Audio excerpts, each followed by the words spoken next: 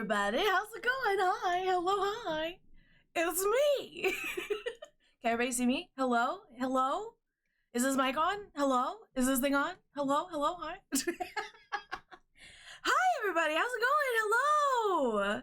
Welcome. It's been a little while. It's been a little while since I've streamed, but I'm very excited because tonight is the first session of my D&D campaign. I'm DMing. I'm doing the thing. Hello. Yay! I'm so glad to have you all here. If you don't know me, if you're new here, if you came in because you're like, I don't know, something about it, you were like, either you came in, I know Amanda was here. So if you came in with her, or if you're just like, you were scrolling and you just happened to come across, or whatever the case may be. Hello, hi. My name is LD Lich. I am a tiefling that runs a magical interplanar library. The books don't bite most of the time, but I would recommend taking a buddy if you decide to explore. I have a lot of awesome friends with me today. My wonderful players. I'm not Brendan Lee Mulligan. I don't have a cute little name for you. I don't. Hi, wonderful players. Hi, wonderful players. Hello. I feel so special. We are special. Oh, Yes, very special. Hello! Oh my goodness. Okay, do we want to let's do like we'll just do like a quick little intro from everybody. We'll start at like the top of my my little thing here, which unfortunately is Mike. Mike, put you on the spot right off the bat. Okay. But do you want to introduce yourself real quick? Sure. Hi, I'm Mike. I'm playing Finnegan. Well, I guess we'll get to that later. I'm sure we'll do character introductions and whatnot. Yeah. Hello. Normally I'm a bear, but today I'm not. The polymorph spell, it's working. The Maddie. Hello, everyone. My name is Maddie. I am playing Nim. As you can see, I look a little spooky. But again, like Mike was saying, we'll get into that. Expect shenanigans. Cross. Hi, I'm Cross, and I am playing Dr. Hamish McCormick. Very wonderful. Love it. So excited. Jinda. Hello, everyone. My name is Jinda, and I am playing the illustrious Professor Jinda Sterling. And Anya. Hello, I'm Anya. I'm going to be playing Chorus. And Jayce. Hello, my name is Jayce and I'm going to be playing 15. Expect a lot of growls and animalistic noises. Apologies. Ooh. Apologies, I had a couple pieces of broccoli left and I was trying to shove them in my mouth real quick while you guys were talking. I can help we you. We can keep talking if you want. Yeah, but you want me to vamp? No, we're good. We're good. Improv. Improv! Everybody improv! Do a scene right now!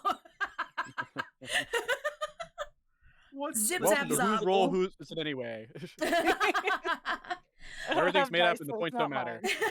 Yes, I am. Oh my gosh, I'm so excited, and I'm gonna be honest, I'm kind of nervous right now.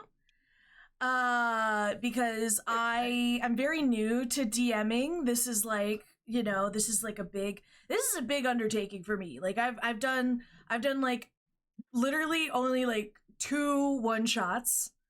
And now I'm like, hey, we're doing a whole thing. We're doing a whole campaign. Not only are we doing a campaign, but we're doing a campaign that I like, my homebrew world, the world that I made up.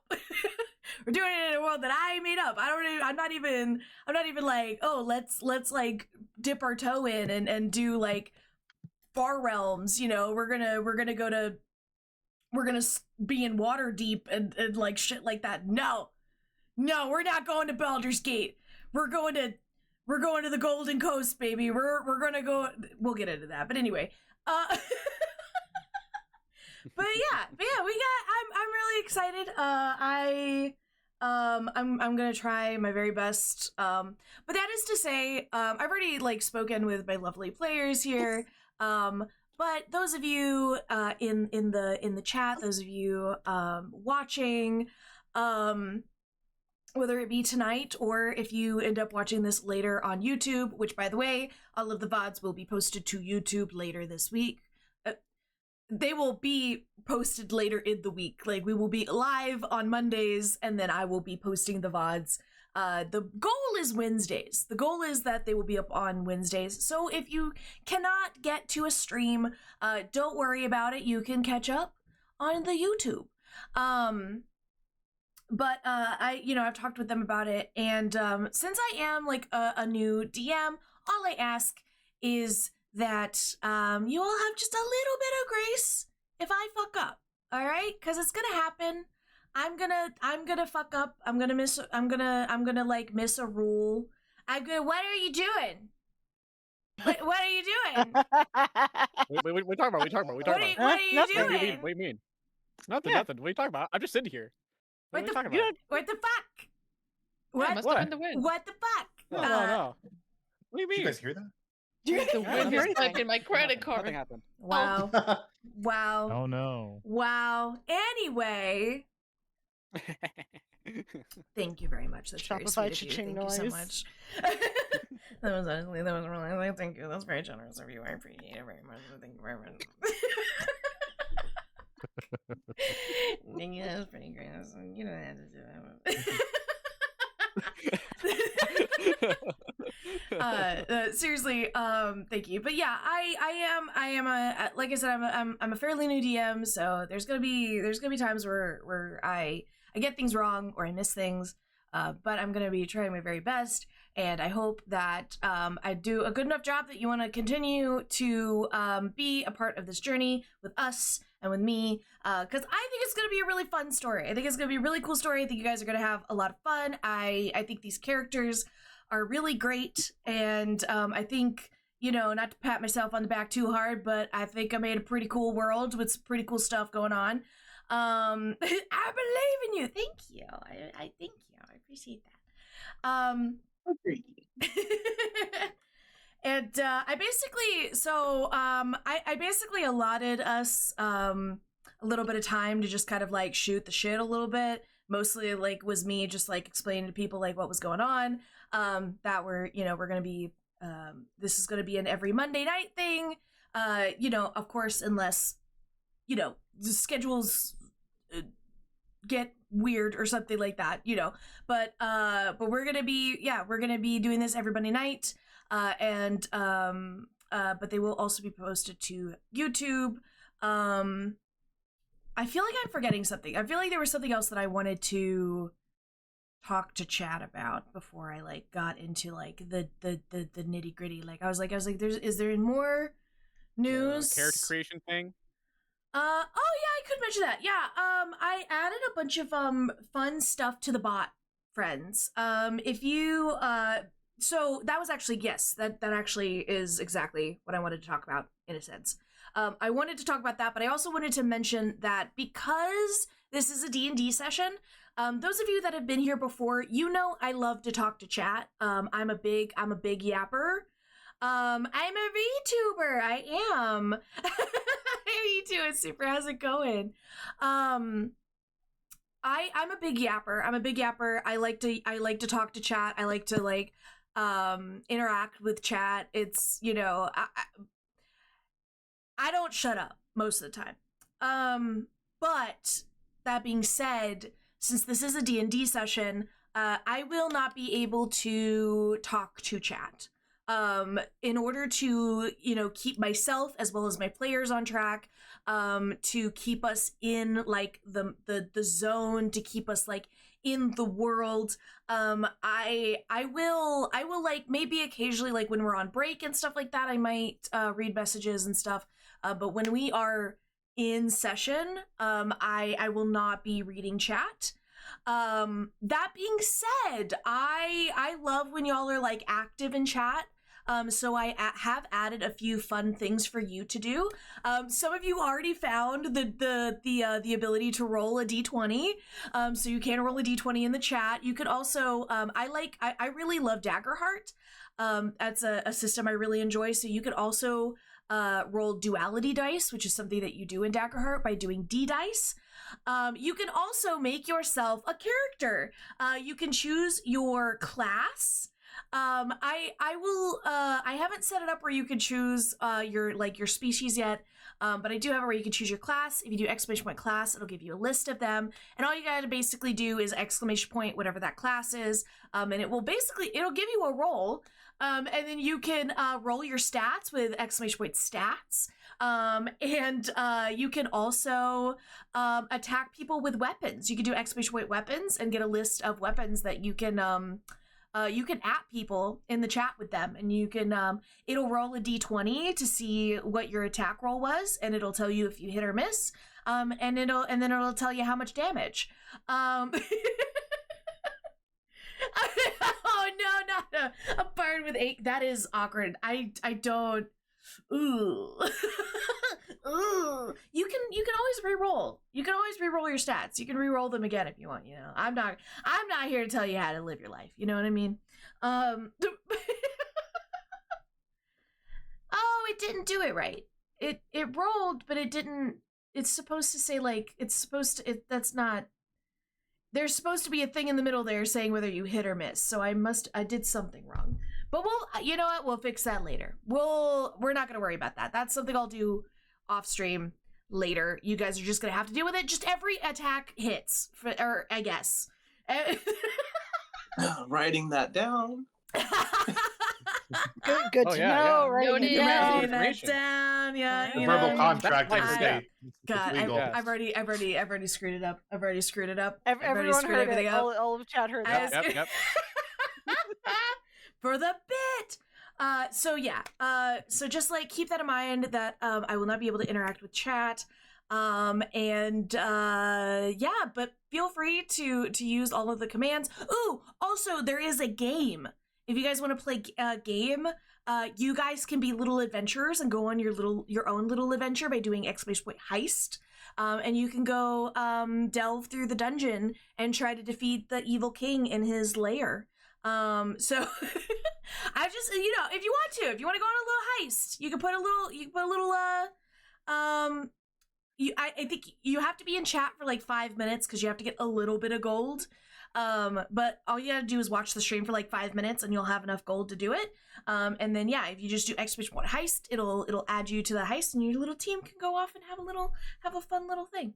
But anyway, with that being said, I'm getting my shit together. Hold on. I'm getting my shit together. The greatest lie ever told. Game face. Game face. All right. Everybody lock the fuck in. Are we locked in? Everybody locking in? Yeah. Feed. Yep. I am. Yeah. feed. Sorry. Hold on. Hold on. Okay. You good? You good now? You ready? Yeah, I put my chair in the locking position. You have to watch your I'm chair. gonna do that too. Yeah. Oh my god. Okay. It already is. This is extremely uncomfortable. There we go. That's your own So, damn fault. I put the back like way too far forward, so I was leaning forward. Like, Goodness gracious. Locked and loaded, friends. All right, everybody shut up. I want to first welcome you all, those watching and those playing, to Ileofan, a vibrant and promising world growing rapidly in the wake of a war that would seemingly never end. We find ourselves in the year 758 of the Faldaran era, just some 20 years after the fall of the Dread Lich Thraxul, and only 17 since the last known undead was found beyond the Wall of Absolve. Luxuria, a country at the front lines of the war from beginning to end, experiencing a boom of colossal proportions. The discovery of Faerite, a brilliant opal-like stone with the ability to hold on to massive amounts of arcane energy, has led to some of the greatest breakthroughs in magic and machinery the world of Ileofan has ever seen, with Luxuria leading the charge. No place is this boom of automated and arcane more clear than in the grandest city on the Golden Coast, Glimmervast. Glimmervast is a testament to post-war world, a beautiful blending of old and new. Brick and mortar buildings sit amongst metal and glass skyscrapers. The sound of ships at dock mix with the whoosh of the sky rail overhead. Art and theater sit shoulder to shoulder with the smog of industry. The orange glow of candlelight intertwines with the opalescence of Faerite engines. There's an energy in the air of the city, something that calls to the hearts of folk and fae. It is said that anyone can make anything of themselves in Glimmervast, if only they have a golden will and a copper heart. Now, where's my dice? I need to roll. We're gonna roll I'm gonna roll myself a little d6 here, to see who gets introduced first. In our world of Glimmervast, our city of Glimmervast. Let's see. I'm also going to. Let's see here. I'm also going to put you all here. Alright, so everyone should be able to see. Oh. There we go. I don't know why my music is being a little, my music is being, a little skippy. I don't know what's going on with that. Hopefully it, behaves itself. Put that there. Alrighty then. Okay, let's see.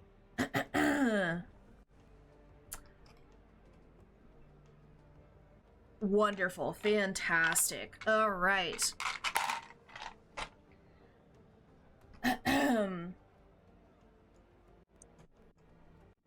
Sorry. I apologize. I'm trying to figure out the best place to put some of my, like, windows and things. Basically, like, trying to set up my 3 monitors as sort of a makeshift, like, dungeon master screen. In an effort to make a sort of, like, a makeshift dungeon master screen using my, I'm trying to figure out where the best to put things so that I can actually see everything, and have all of the information that I need. So we're doing our best. We're doing our best out here, friends. We're doing what we can. We are doing what we can. All right. I think this is going to be. Yeah, okay. Wonderful. All right. I think I've figured this out. I have figured it out. I know what I'm doing. Can everybody see the map of Glimmervast? Everybody's able to see? Yes. The map of Glimmervast? Wonderful, fantastic.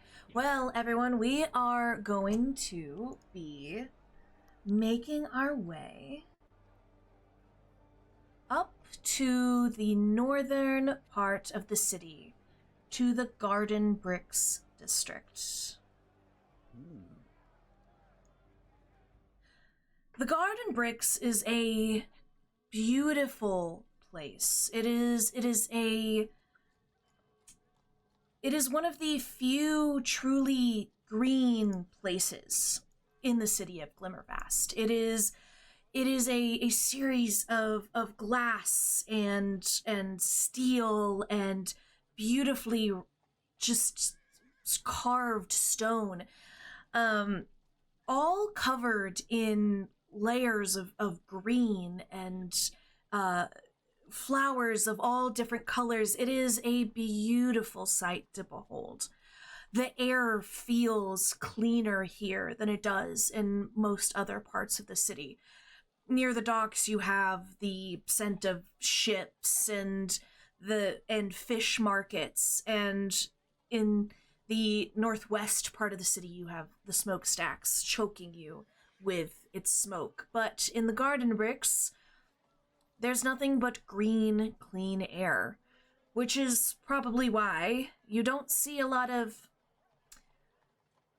urchins walking around, for lack of a better word.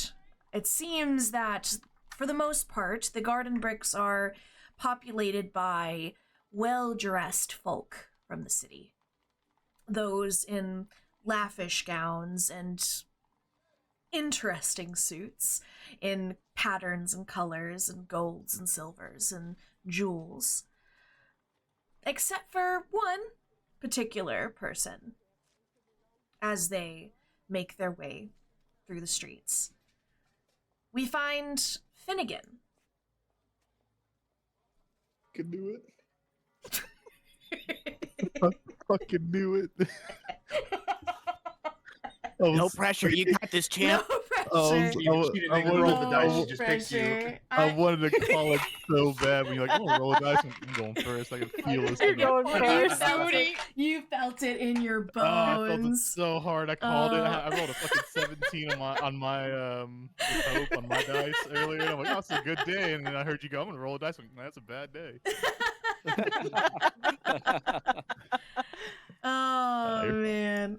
So yeah, would you please describe your character, Mike? Could you describe Finnegan for us? So Finnegan sits about 7 feet tall. He is a Goliath, skin of a light gray kind of stone. Brown hair, medium length, not short like the modern day cut, more let it grow kind of thing. He's wearing just normal, not like low-born clothing, but more just like average, not too fancy and things like that. His eyes are green, but from a certain ways the light hits it, it kind of turns to purples and yellows. And hints of blues in there. And the most notable thing is he's got 2 large horns growing out of the side of his head. 2 beautiful kind of would you describe them as like stag horns? Are they? Yeah, I'd say he's about an 8 point. Beautiful, wonderful. I love that. We'll God, I'm gonna have somebody kill you, and then that's exactly they're gonna be like, the whole thing. Yeah, they're gonna like hold up Mounted. like with the they're gonna be like, I'm gonna mount this up on my wall. But so Finnegan, I would imagine you probably spend a lot of time in the garden bricks. Not so much because you enjoy the the sort of pompous, like the glass and the steel, but because it is probably the closest place in the city to where you are from. The greenery feels good to be around, especially when you are for long stretches of time in other parts of the city and it feels kind of wrong. I think you very often kind of walk around here just to center yourself again. And as you are walking through the streets, and you're kind of used to the way that people look at you when you're walking in this part of the city. Not that being a Goliath is a particularly uncommon thing, but your horns are definitely not a common occurrence in someone of your stature. The people of Glimmervast are no stranger to Fae and to Fae folk, or to all manner of creature, humanoid and otherwise, that exist within exist within the country of Luxuria. But a very tall Goliath man with big old horns coming out of his head. You kind of get a few looks going down the street, but it just kind of, it is what it is. Yeah. It is early evening, so the sun is just starting to set. So there's this sort of nice golden glow to everything. It's this that time in the sunset where everything is just literally giving off like the faintest glow. And you approach a vendor. There's not really a market in the Garden Bricks. There are stores. There are like brick and mortar stores. But occasionally on the street, there are, like little carts and things set up. And you come up to a cart that seems to be selling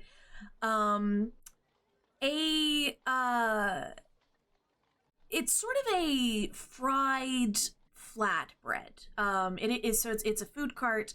It's sort of a fried flatbread, and it appears that you can sort of like customize it with sort of toppings and things like that. Would you like to interact? Would you like to speak with them? Oh, yes.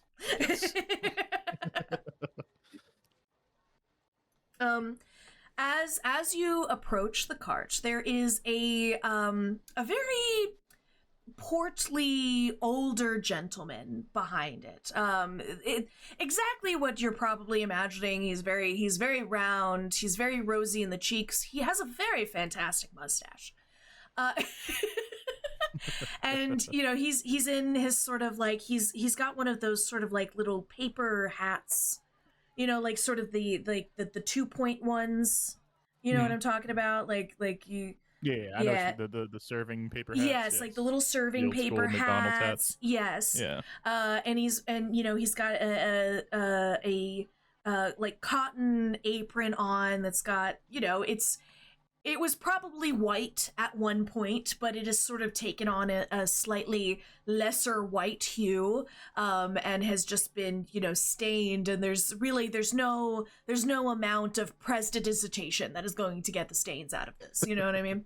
Right. But he looks like, you can tell, like, it smells amazing. And you can tell it's a fairly popular cart. There was, as you approach, you actually are, there's a couple of people in front of you.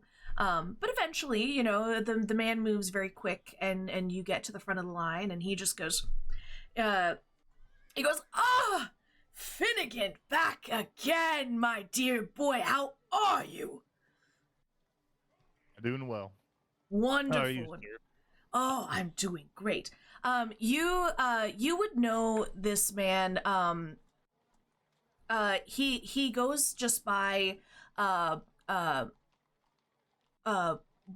Boral. You just know him as Boral. Boral. Boral. Yeah, he doesn't. Right. He just goes by Boral. And so he's like, "Can I get you your usual today?" That would be lovely. Wonderful, wonderful. And you see he goes to town. You're a big boy, right? and he slathers, like, just piles high this amazing these are very similar. I would say that the closest thing that I would describe these as is if you've ever seen a, like, was it a Navajo taco? Which is, if for those of you that do not know, thank you. For those of you that do not know, it is basically a Navajo taco is, it is like fried, it's fry bread, and it is usually filled with taco-like fillings. So there's like ground meat and cheese and tomatoes and onions. There's like several types of sauce. There's like salsas and what is essentially sour cream and all of these things. And it's very like piled high. And he finishes and he just like, passes it off to you. And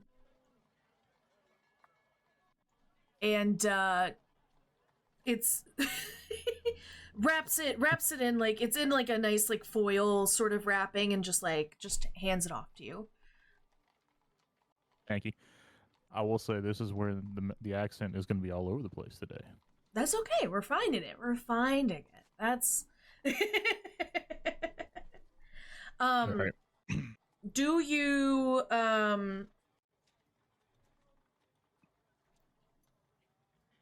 do Yes. I was about to, do you attempt to pay for this meal? Yeah. Alright. I'll pay. I'm not that much of a. I mean, clearly we have a rapport, so like I have paid at some point, and I'm gonna just like. Yeah. Yeah. You make money. You make money in this city. Yeah. Like you're not. Yeah. You've been here No. for a little while. You have your ins. You know how to make a coin. And hey, if you can get a good meal, it's very cheap. It's a very cheap meal. It is it's like 5 copper. Ooh, very cheap. Yeah, so it's a very, very affordable meal, so it's something that you get quite often, especially because he does really like it's like when you go to Chipotle and there's like that one guy at Chipotle is gonna like really just load you up. He's gonna like do it up. yeah, he's gonna do it up, and then like this is what's happening. You get done up.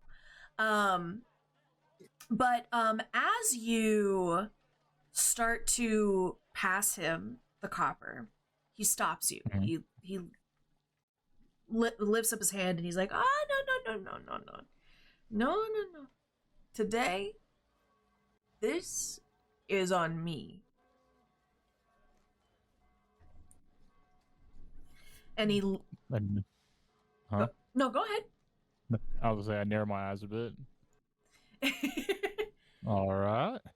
And he leans in, or he leans underneath his cart into a section of like underneath, and like rummages around for a minute, and then brings up a package. This is sort of it's not a very big package. It's about it's about maybe like half a foot square, right? Like half a foot on either side square. And it's just a like butcher paper wrapped box.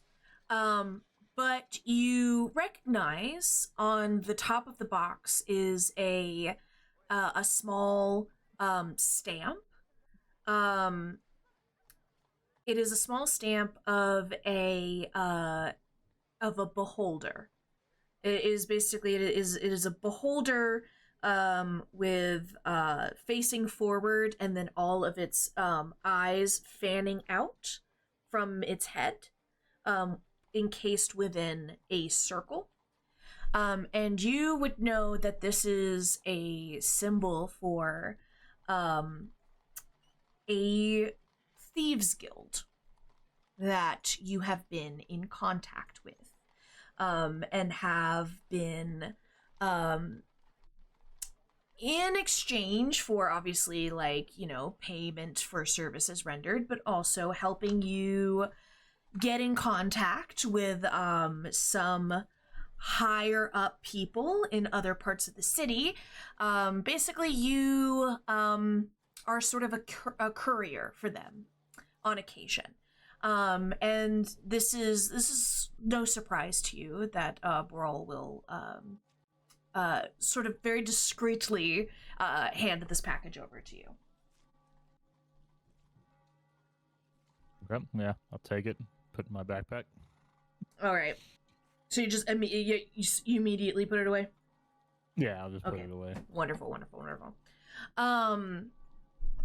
So Boral leans forward and he gets real close to you and he goes, "This one is going to be a bit tougher to get to where it's going. Getting anywhere in the Counciltorium without gathering attention is hard. But if anyone can do it, I know it's you, big man." he sort of like and he like kind of like pushes you, like not pushes you, but like sort of like, you know, like he's done, like kind of like gestures for move you. on. Yeah, so he can get you know, the next customer essentially. So basically, since you put it back in your pocket, well, you know, no, I'll just tell you. I was like, if you want me to do a scene, I will go sit down and eat and then inspect the package. I think you probably, I think you would have. Well, actually, you know what? Give me. What would this be? Like a history or a Yeah, give me like a history check real quick. Just a first roll. Give me First roll? You want a history check? All right. Yeah, just give me just like a quick history check. It's I was about to say it's gonna be like a pretty low DC. I just, you know, for the sake of a fun roll, why not? There you go. Oh yeah, for sure. You know exactly where you're going. You know where that package goes. Because Boral did mention the Counciltorium. And the Counciltorium is in sort of the southern part. It's sort of south from where you are right now. It is kind of southeast-ish a little bit.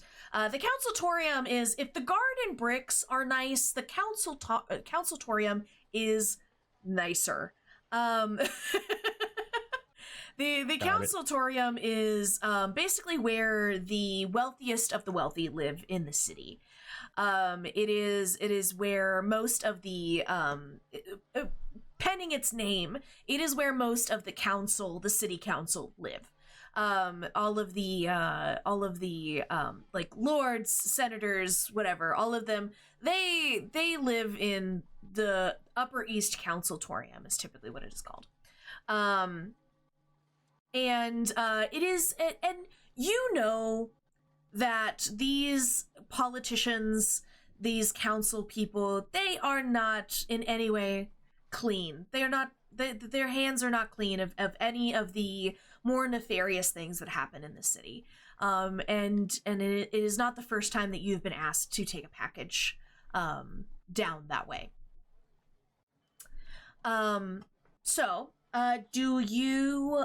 Would you like to sit and eat, or would you like to like walk as you go? Like, what would you like to do? Oh, I'll sit and eat. I'll sit and eat, and okay, wonderful. If I can find like a like a nice bench by myself for a bit, I'll sit and eat, and I'll inspect the package a little bit as I'm sitting there. Okay, wonderful. Perfect, out of sight, you know, and those little quiet corners. Yeah, for sure. Give me like a, I guess just like an investigation. I'll just do like an investigation. Okay. Yeah. Yeah, that's about right. You have no idea what's in this package. No. You have absolutely no idea. Like, it genuinely, it doesn't have a smell. You try to sort of like shake the package a little bit and you get nothing. It doesn't sound like there's anything moving around in there. Whatever is in there is packed tight. Plenty of packing peanuts.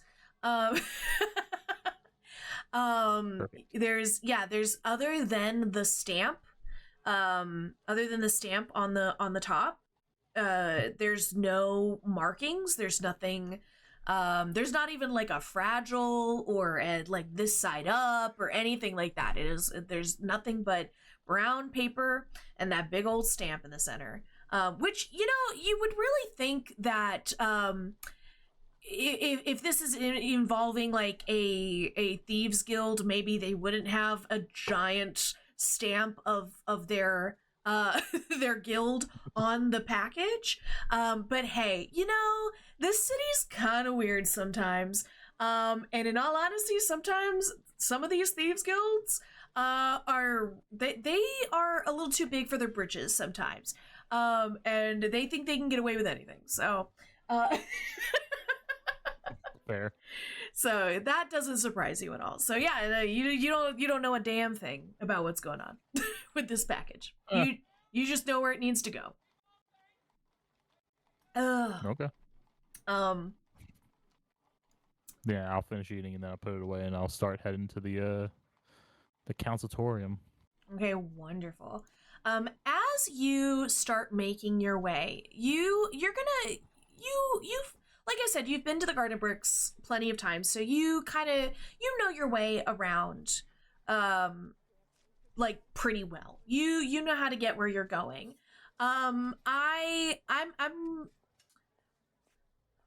Do you think that Finnegan? So there is a sky rail system. It is basically it's an above ground, railway. It's a like subway station, but they actually run several feet above your head.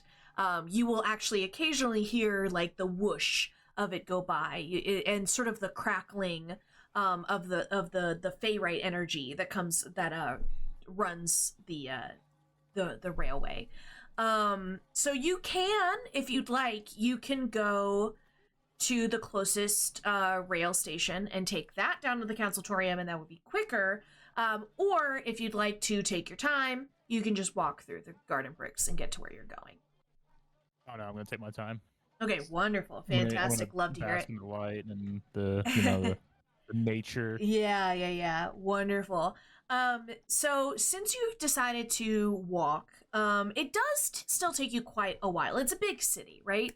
So by the time you get to the consultorium, the sun has almost completely gone below the horizon. It's starting to get very dark. There's only the faintest kind of blue glow left in the sky. And as you start to approach the building, it's a very, like I said, the consultorium is like a very uppity area of the town. It is where the richest of the rich live. It is where the lords and ladies, this is where they do all of their whatever, this is their Tawn, for those of you that have watched Bridgerton. Right. This is as you approach this very, like, there's nothing about this building that is marketable. It is simply a brown brick building. It is sort of it's sort of a, what are they called? Like brownstones in New York. The sort of it's like multiple stories, but so it's sort of narrow, but it's tall. You know what I mean? Mm-hmm. I know building. Yeah. And it's simply just like a brown brick building with sort of like white trim on it and things. And a red door on the front. Will you give me like a stealth check? All right. Or actually, you know what? No. I am not in heavy armor. Hold on, wait a minute. Wait a second. That's not right. That is not correct. I mean that's all right. I changed my mind. I don't need a stealth from you. What I do need is a perception check. That's what I need. I need a perception. Okay. There you go. Wonderful. You literally are coming up through an alley, and start to step out towards that. You start to step out towards that building, and realize someone is following you. Someone is directly behind you.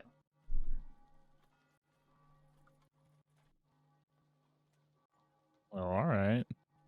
Can I make a look behind me and see if I can kind of catch? Yeah. They are not trying to hide. Okay. The person, they are just quiet. They are just very quiet. Their steps are basically non-existent. Because what you see is a slight man young man, like probably barely 20 years old. This is a very young man, maybe 5'8", very slight build, and with just this like mop of brown hair sticking out of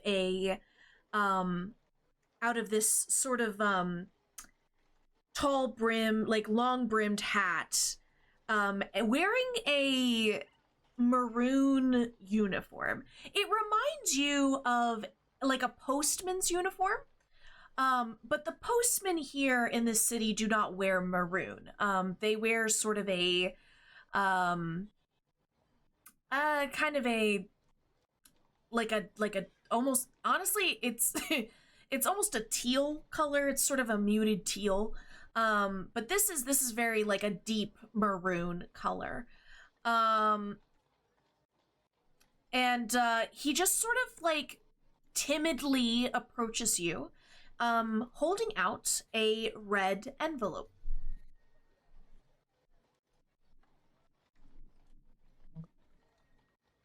I'll take it. I'll reach out and I'll take it. I'll look around too, because it's not the middle of the night, but like it's late. It's dark. Yeah. It's late and. Mm-hmm. And can I do a perception check to see if there's any like distinct markings on his like clothing? Like, does he wear like a brooch that has like a logo or anything like that, or yeah, for sure, that kind of thing? Go for it.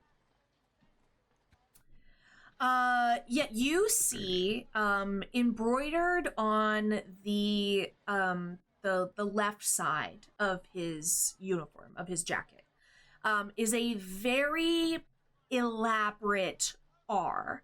It's this sort of very elaborate R, with a very like, the only way I can explain it is it looks like someone drew a gear with a calligraphy pen. So it's sort of the shape of a gear, but it's sort of loopy. And it goes into this very elaborate R. And you would know that this is the like insignia of Traylorn Rift. He is, you know who he is. Everybody knows who he is.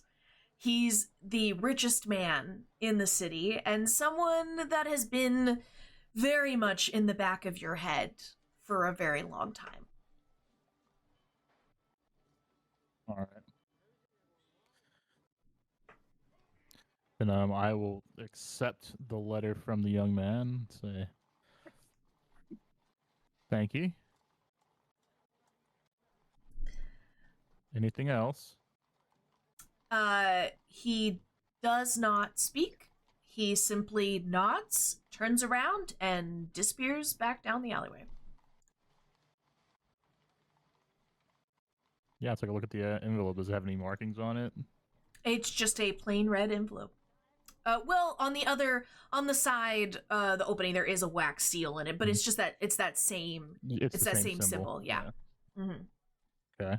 Then yeah, I'll open it before I continue to this house. Okay, wonderful. Or this building. You open the letter, and it says, I'm just going to show this to, I'll show it to everybody. You open the letter, and it is a very, very beautiful script on very nice paper. What you would expect from someone like Traylorn Rift. Yep. And it reads, from the desk of Traylorn Rift. Greetings. I have an enterprise of great importance that requires a certain set of skills I have been informed you possess. Tomorrow morning, you are to join me for breakfast. Take the Sky Rail to Prudenworth Station. There will be a driver waiting to bring you to my estate.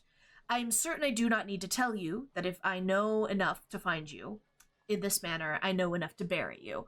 Cheers to making the right decision, Traylorn Rift.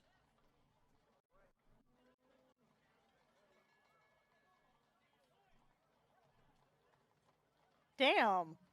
Oh, The okay. balls on this guy. Yeah. Hey, look, when you're the richest man in the city. Yep.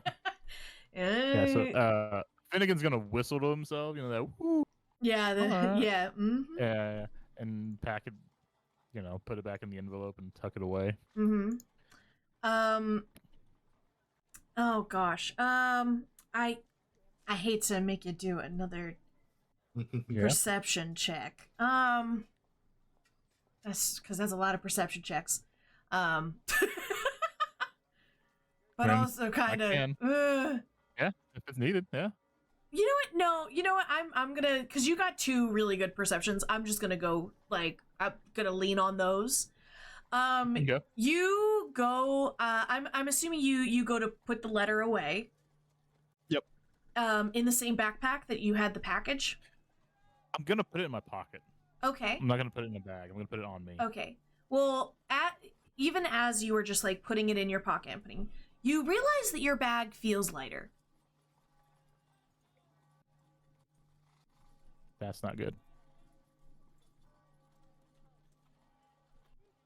The package that you received earlier is gone.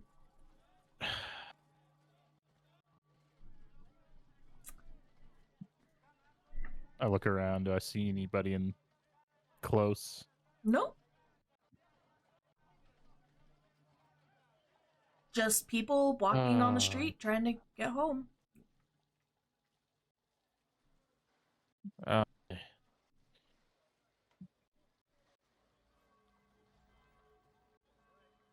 I think this is where we're Yep. We're He's just gonna slump and be like, you win some, you lose some. and yes, that's where we will come back to you. Let's see who's gonna be next. Who's next on the chap in black? Let's see. We will go for Chorus. Ooh. Ooh, Chorus. Now, I have a question for you. Yes. It is evening time, kind of early evening. Do you think that Chorus would be in... Do you think that she would be in the Phalamp district currently? Do you think that she would be at, like, the club? Or do you think that she would be down below right now? I think Chorus is probably at the club right now. Okay, wonderful, fantastic. So before you actually get to the club,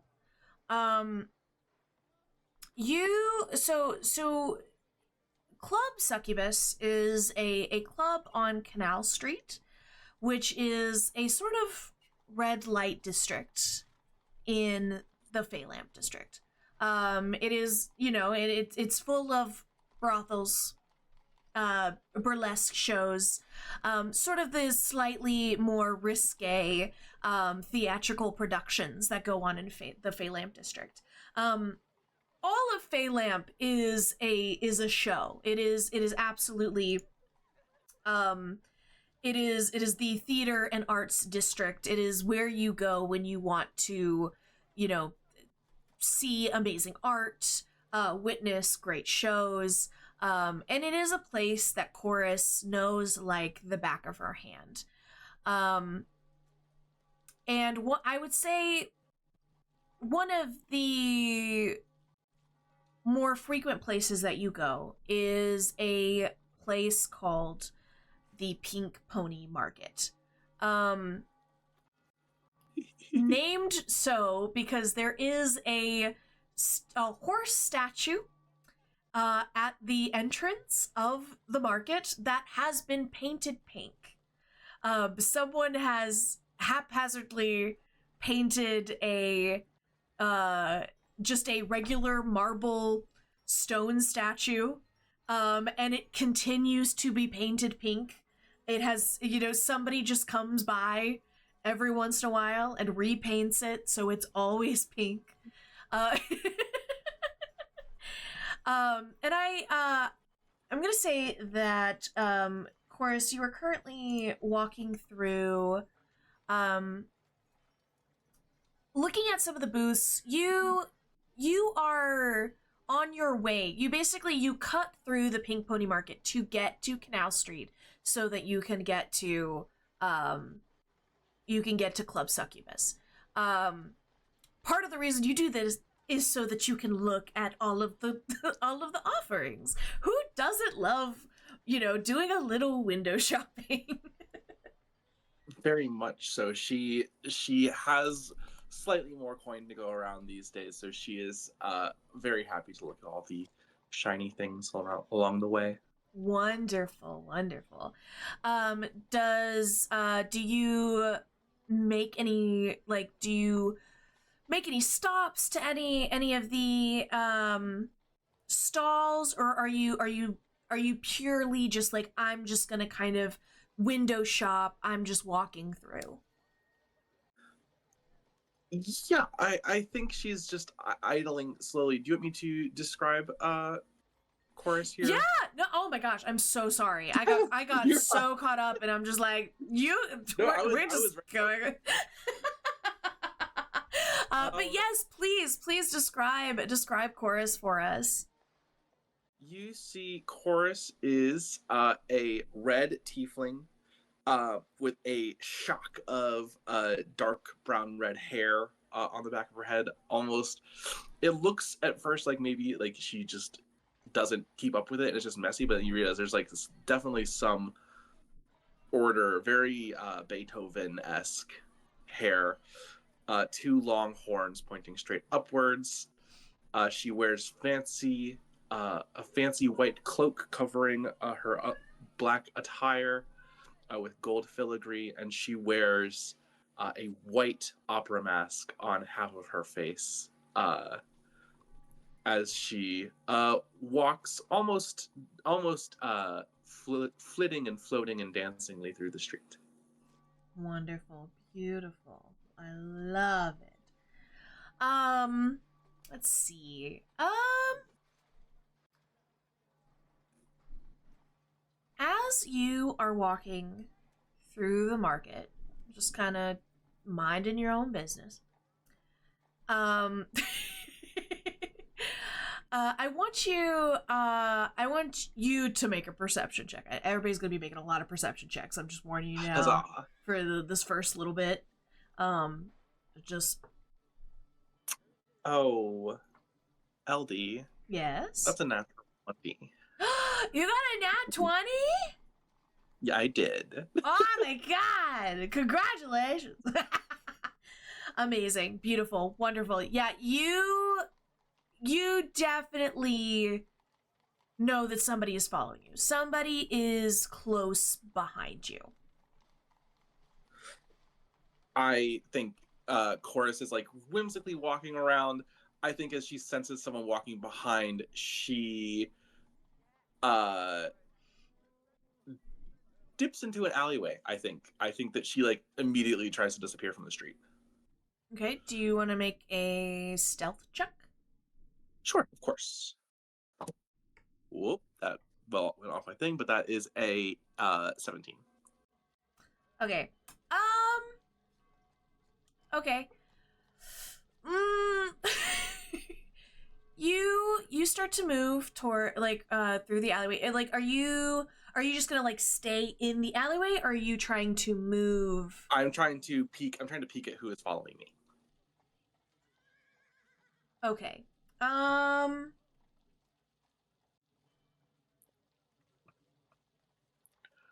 You don't see anyone pass you, but in the front of the alley, so you sort of dipped around the alley, and you're in a market, so there's still even though the sun is setting, there's a lot of lights, right? There's a lot of lamps and all that stuff, so there is light coming from the market into this, spilling into the alleyway, and you see this big ray of light, and then it's blocked by a humanoid shadow. You just see the shadow in the light. But nobody comes further down the alleyway. But it does just stand there. I don't like being followed. As you say, I don't like being followed, the figure starts to move down the alleyway and comes to stand in front of you. And you see a young man, about 5'8", in a maroon uniform. He does not speak. He simply holds out a red envelope. She, as he has approached, she has put her hand to, like, under her cloak, sort of to the hilt of her sword. But as he approaches and she recognizes his garb, I would assume, she would look quizzically down. What is this? A gift? He does not speak. He simply waits, holding out the letter. She will raise her hand from under her cloak and take it quickly.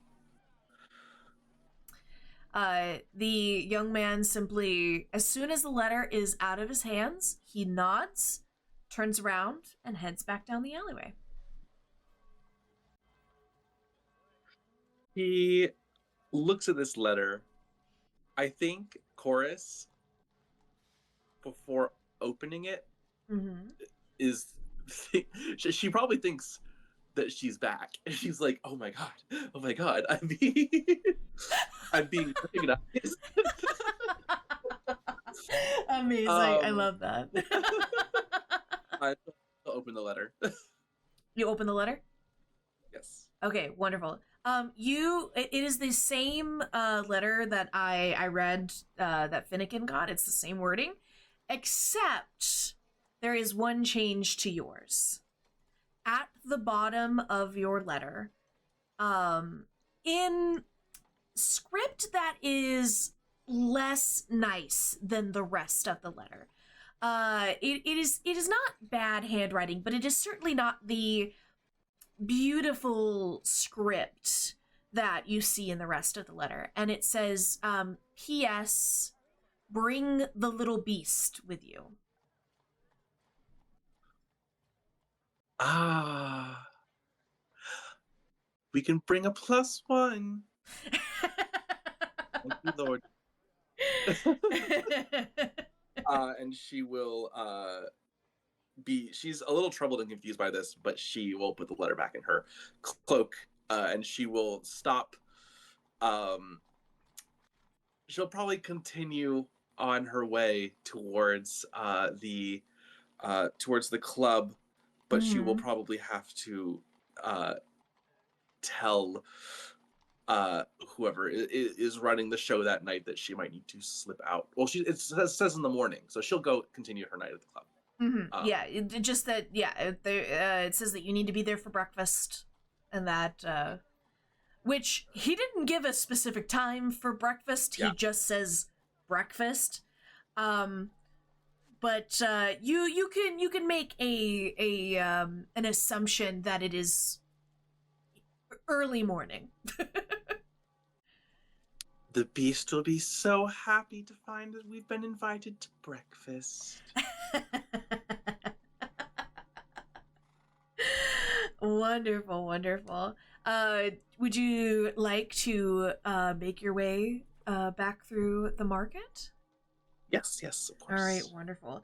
So you are still going to go to the club, and you're still gonna do your night. Wonderful, fantastic. You make your way through the market. You hear occasionally. You come through the market all the time, so you do hear occasionally people sort of like hail you, not in a like, oh, come here sort of thing, but in sort of a acknowledgement of like knowing who you are, essentially. Just sort of, like, chorus, hello, kind of thing. Hello. Hello, and it is, and you, the market is a beautiful array of colors and lights and smells, and it is truly a assault to the senses, but in the best sort of way. And you make your way through the market, and just on the other side, past the second pink horse, because there's a horse at the entrance and there's a horse at the end, both painted pink. You find yourself at the entrance of Canal Street, which Canal Street is... The first part of Canal Street is more of a bridge than it is a street. It is quite literally, you have to go over the canal, which is a man-made canal in this little area of the city. You have to go basically over the bridge to get to the rest of the area, which is in this dark hour, bathed in red light. Just everything is bathed in sort of this red glow from different just lights, signage. They do have basically kind of like early neon lights. Not like there's sort of like neon signs.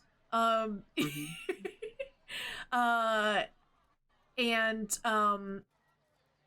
you see like the kind that like with magic they sort of move a little bit. They sort of are those ones that like you see like one that's like kissing lips, and you see and as you start to go down the street, you see the signage for Club Succubus. There is a one of those sort of neon signs over the top, and it says Club Succubus, and then there is a one of those like, it's like an outline of a woman, it's an outline of a woman, but she has horns and she has a little tail, and she's sort of just kicking her leg up, and it just like, and it's just a loop of her like kicking her leg up.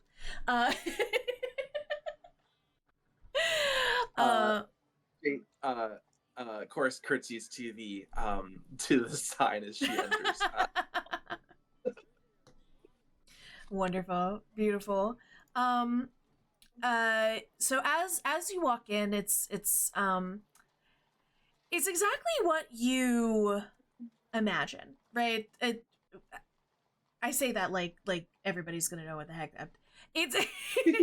It actually, no, it's not. It's basically the opposite of what you imagine. It is not a brothel. The club Succubus is not a brothel. It is not a, for lack of a better term, it is not a strip club. It is not it is not a den of inequity. It is smoky, and there's wonderful music playing. There's this very jazzy music playing in the background. And there's this, everything is sort of dark woods and jacquard, like red jacquard wallpaper. And there's this sort of like kind of cigar scent that's sort of like kind of sweet tobacco scent in the air. And also like just the barest hint of like sort of rose perfume. And it just sort of seems to like permeate the air here. As you walk in, there's a hostess at a little table at the front, and she recognizes you as you come in, and she just sort of like, waves at you as you pass. But she doesn't, stop you or anything like that. She just sort of, she's like, hello. And as you move through the club, it is, there is a sort of small stage. It sort of looks like if someone took the stage out of an opera house and shrunk it down to fit into this space. It's very round, and it has these very elaborate red velvet curtains and this very like beautiful ornate arch to it. But it's quite small. It's not very big. And there are several little round tables with soft lamplight and tablecloths and very, very flimsy looking chairs, to be completely honest with you. These very flimsy looking little like wicker chairs. And you sort of weave your way through, as you do, dancing all of the time. Sort of, just like to and fro. And you get to a door at the back that leads into where like the dressing rooms and the like are. Yes. She greets people. She smiles a smile that people are probably used to, but would be unsettling to many. Just a very toothy, almost like plastered on smile as she passes, and she looks at this little opera stage as if it is like the Globe Theater. This is her little club that she is so happy to be able to perform at. And she goes back into the dressing room to get ready. Wonderful, fantastic. I think that is a good place to leave you for now. Of course. And we will. Dun, dun, dun, dun. Oh, wonderful, fantastic! I'm so happy. This actually works out really well. I was a little worried I was gonna have to like. I was about to be like, I'm not rolling anymore. I gotta start like. This is whatever. All right, we are going to. We are going to the north of the city. We're going back north, but we're going to the northwest. We're going to be going to the Smokestack Field. Smokestack Field. So Smokestack is an apt nickname given to the industrial district. Thick black smoke chokes the sky. The smell of crude oil and something acrid like citrus and salt. It clings to the air. Like it's almost humid in the way that the air is thick. But it's just a lot of smoke. You can't see the ocean from here. There's no seagulls, you don't even get the nice wind off of the sea. You just get soot. You get soot and you get the heat of 1,000 burning furnaces and the just constant blanket of smog and smoke from the thousands of smokestacks, which is why they call it the Smokestack Fields. It is a cruel place. The smokestacks are a cruel area of the city. Grueling conditions and long hours leave people tired and hungry, and if anyone in this city needs somewhere to blow off steam, it's the workers of Smokestack Field.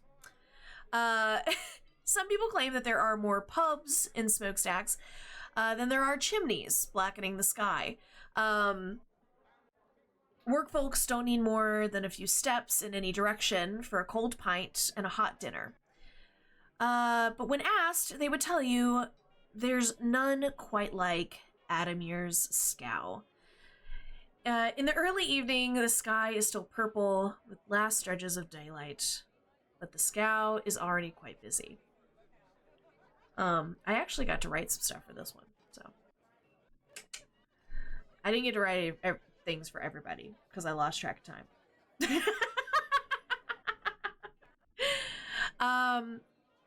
But it's early evening, and Adamir's scow is busy.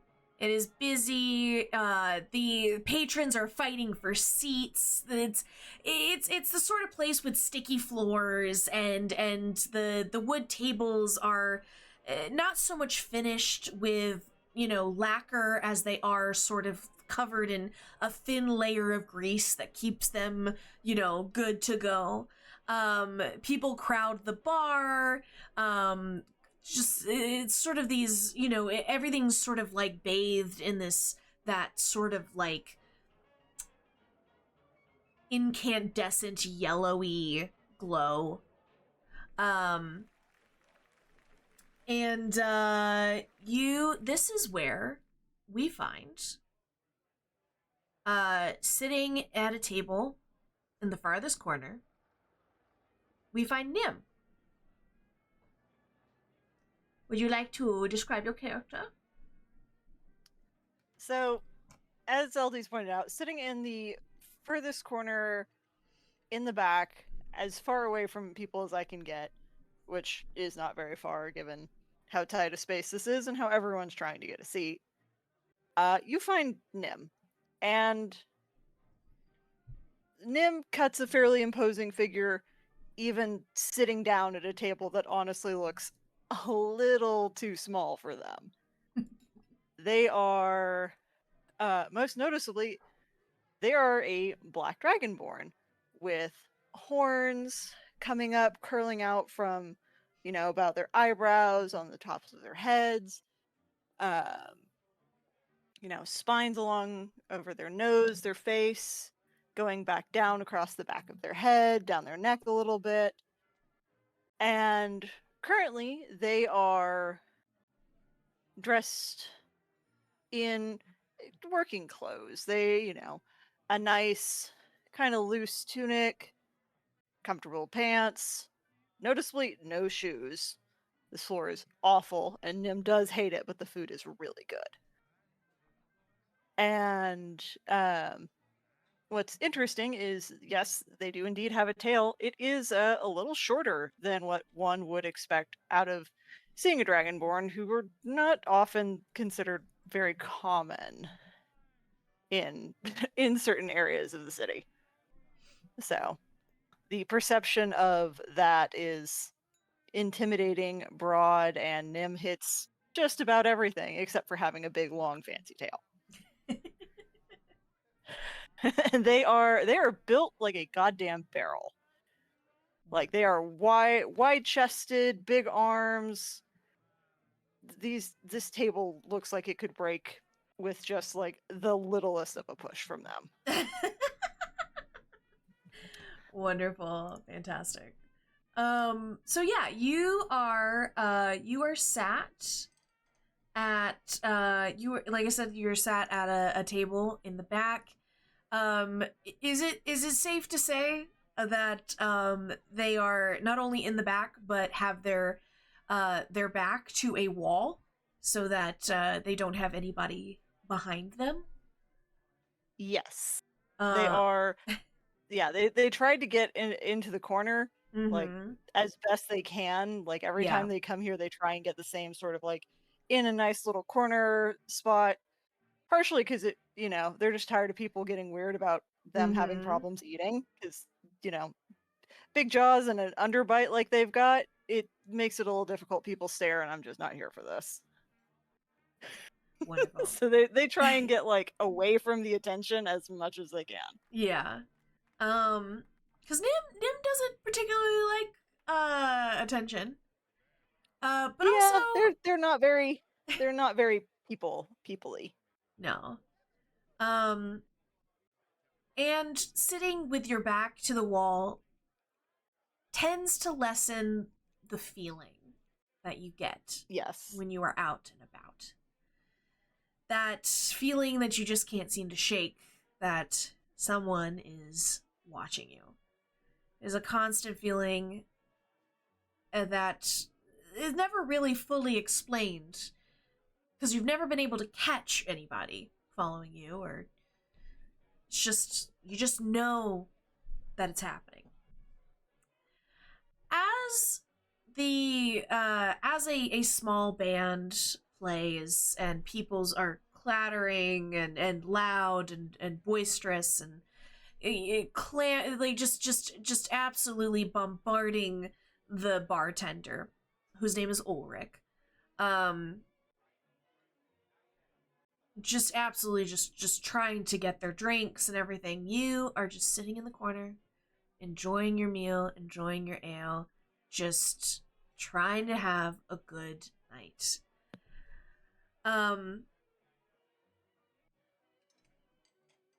But that feeling of being watched, that just super familiar, even with your back against the wall, you feel it. Somebody is watching you. Somebody is looking at you.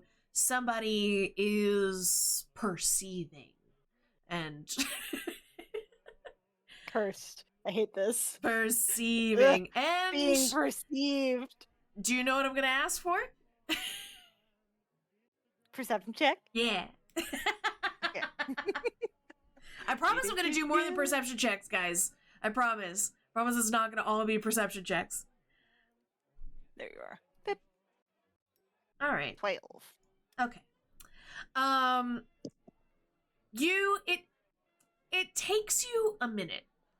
You kind of, it's very crowded. So obviously there are people who are occasionally looking in your direction. It's just, there's no way for them not to. I mean, you are a dragonborn. Occasionally people are just kind of like, ugh, you know what I mean? You're a big creature. I'm big scary. You're scary. Sometimes people's eyes are just going to kind of like, fall on you. But typically they move away pretty quickly. That is typically they move away pretty quickly. But as you are kind of looking around, trying to find the source of this feeling, you see a young man, not very tall, certainly not in comparison to you. Not very distinct in any way. He just looks like a human man with brown hair, wearing a maroon uniform. And when your eyes finally find him, he is staring at you. He is not looking away. He does not look scared. He does not look delighted, but he simply is just looking. I think, how far is he from me? I'd say currently he's probably, as soon as your eyes fall on him, he starts to move towards you. So he starts out about 20 feet away. Okay. Yeah, Nim is absolutely not happy to finally be like, oh, I found who it is, and they are not having the common decency to look away. Yeah. And in fact, he is approaching me. The audacity of this nondescript man in fancy clothes out here in the fucking smoke fields. I'm not vibing with this very hard, for sure. And Nim is going to put on their best scowl, and as he gets closer, they are going to start growling. Just very, very slow, like low growl in the back of the throat, as like, this is a warning, and this is what you're getting. Like, this is the only warning you're going to get. I also, I forgot to show everybody. So. Ooh. I have like little picture for the.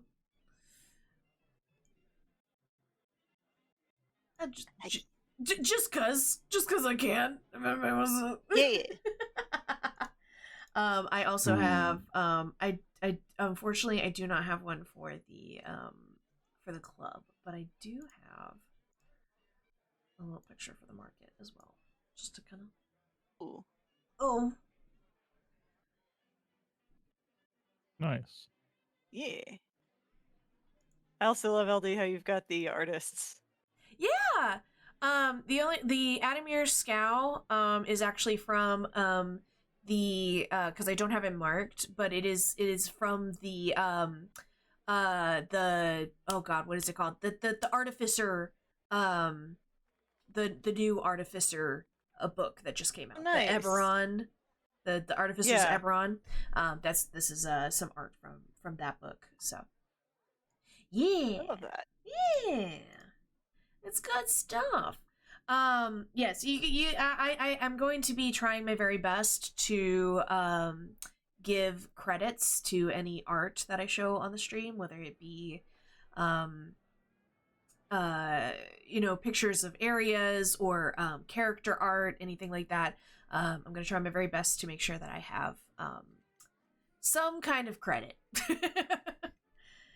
To where they go, because not only because I can prove without a doubt that I'm not using AI stuff, but because I have some really amazing art, and people should want to go check them out, and all that good stuff. Anyway, I apologize. So yeah, where were we? So yes, the young man is approaching you. Yes. And he is getting a warning growl. The warning growl doesn't seem to do anything. He seems very undeterred. In fact, he might have started moving towards you faster. He bridges the gap between you fairly quickly. And he comes to the end of your table and just simply stands there and holds out a red envelope.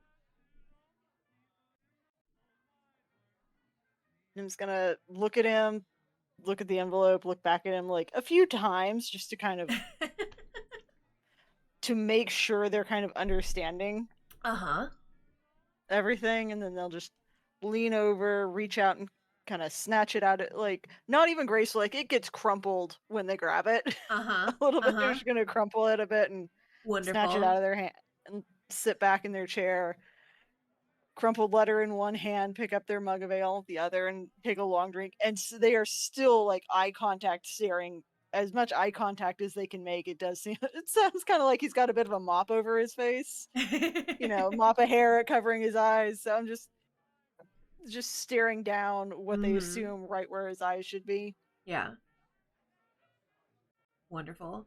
As soon as you snatch the letter,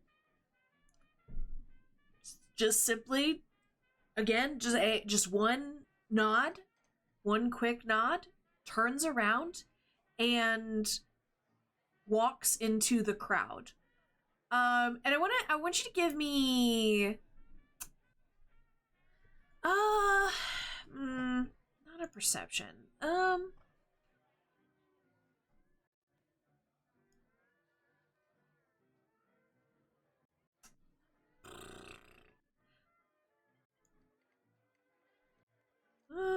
No, okay.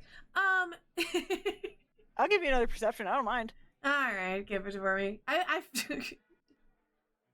Nothing. All right. Let's go. He just disappears into the crowd. Yeah, I'm so bad with faces. It's like I look away and he's gone. Yeah, like, you blinked. You blinked and he's just gone. Yeah.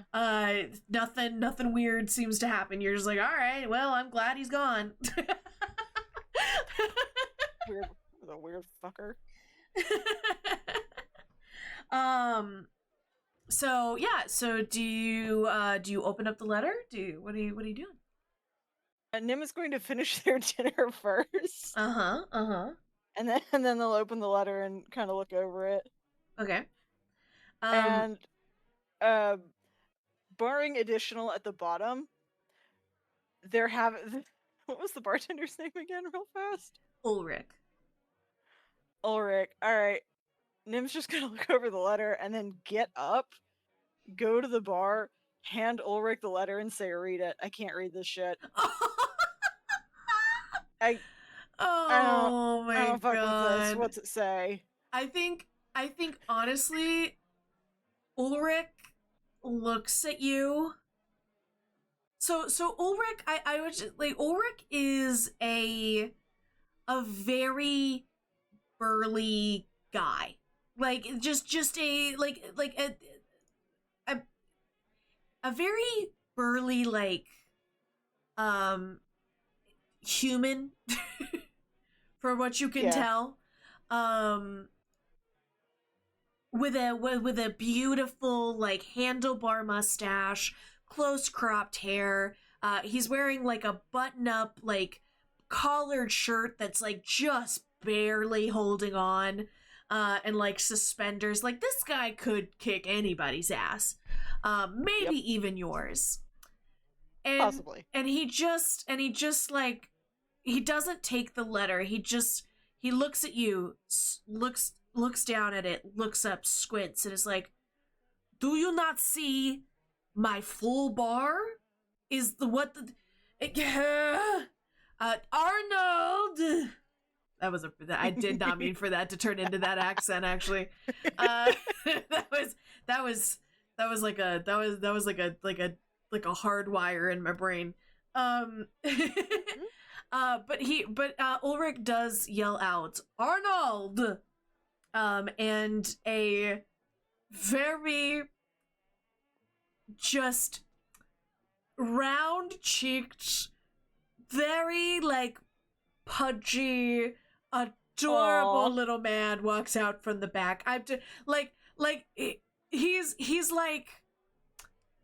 like every little German Hansel and Gretel boy that you ever see. He's just a little, no, like, he's a full-grown man. Like, this is a full-grown man, but he's very just, like, round.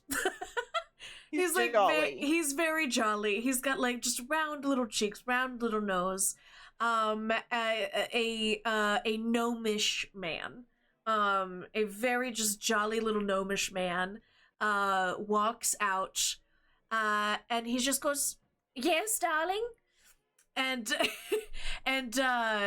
Ulrich proceeds to pick up a stool from next to the bar and sit it next to him, so that his gnomish husband can walk up the step stool and stand next to him. And he says, "Will you deal with this while I get people drinks? I don't have time for this." And so Arnold's just like, of course. Hand it over. I've got you, Nim, darling." There is a shudder at the darling, because it's like, every time I've interacted with this person, they do it. Yep. And it's just how they are. Uh-huh. And no amount of being like, "Don't," stops it. And I'm just like, I have to accept this. Mm-hmm. Ugh. You just gotta accept it. But they do take the letter out of your hand, and they read it out loud. They read it out loud, and then they go, "Oh dear, this is oh no. Nim, have you gotten yourself into some trouble?" Probably.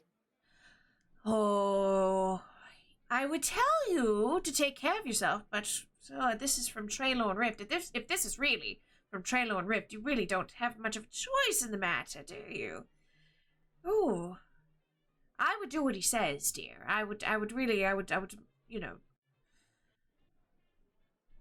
I wouldn't dilly-dally if I were you about it." It'll be interesting, I bet. Oh, absolutely, for sure. Very interesting. If he doesn't kill you. Anyway, he hands the letter back to you. Tried. Yeah, and then we'll take the letter back. Mm-hmm. Just shove it in the pocket of their pants and toss some coins on the bar for dinner. Mm-hmm. And from that, Nim will also be heading out into the night. Okay, wonderful. Fantastic. All right. We're going, we have,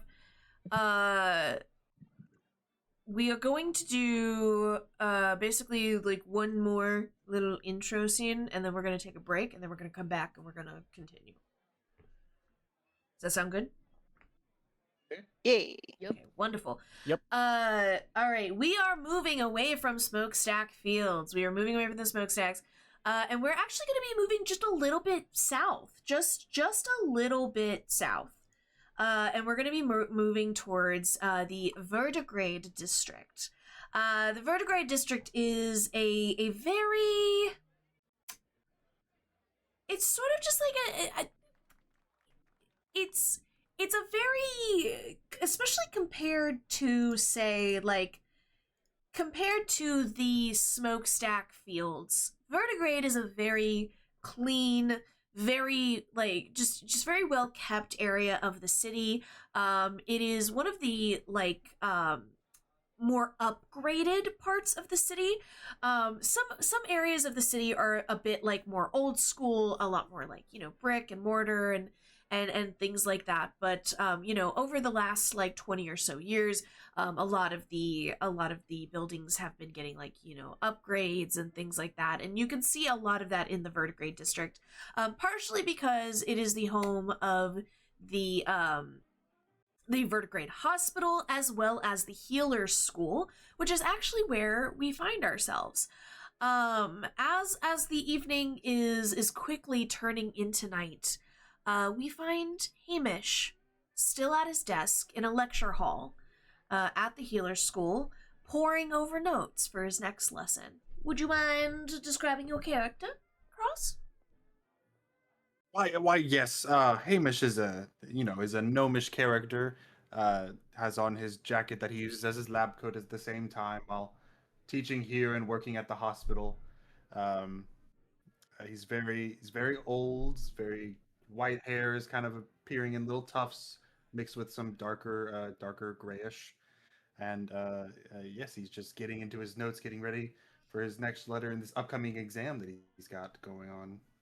Wonderful, fantastic. You are, you know, burning the midnight oil as they speak, even though it's not midnight. It is still, you know, it's still getting quite dark. It is there is some light, you know, coming through the many windows in your lecture hall, which you can actually see right there. For everybody if you're interested in seeing it. Very nice. And you know, as you but even with the windows and all that, it is still getting quite dark. So of course you have a couple of candles or a lamp on your desk to, you know, maybe your eyes are already kind of going, you know, you're getting up there, but hey, the light helps a little. You don't want to strain them too much. But as you are going over your notes, the door to the lecture hall opens, and a very mousy half-elven woman walks into the hall.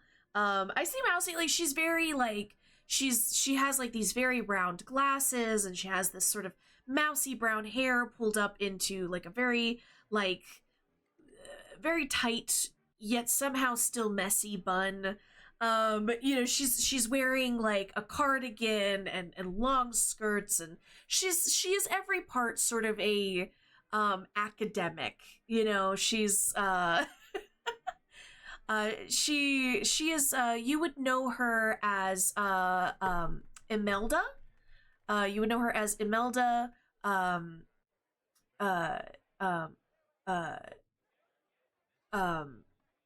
my god, I lost my. Where is it?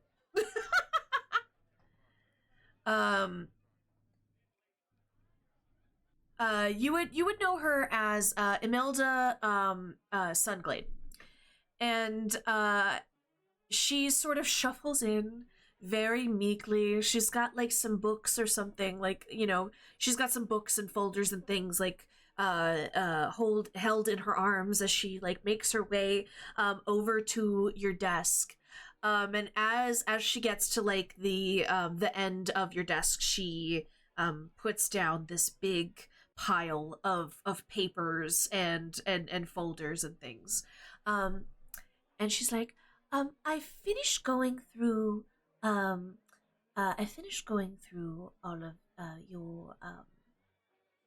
of your anatomy classes. Their papers that they just turned in. I've finished going through all of them.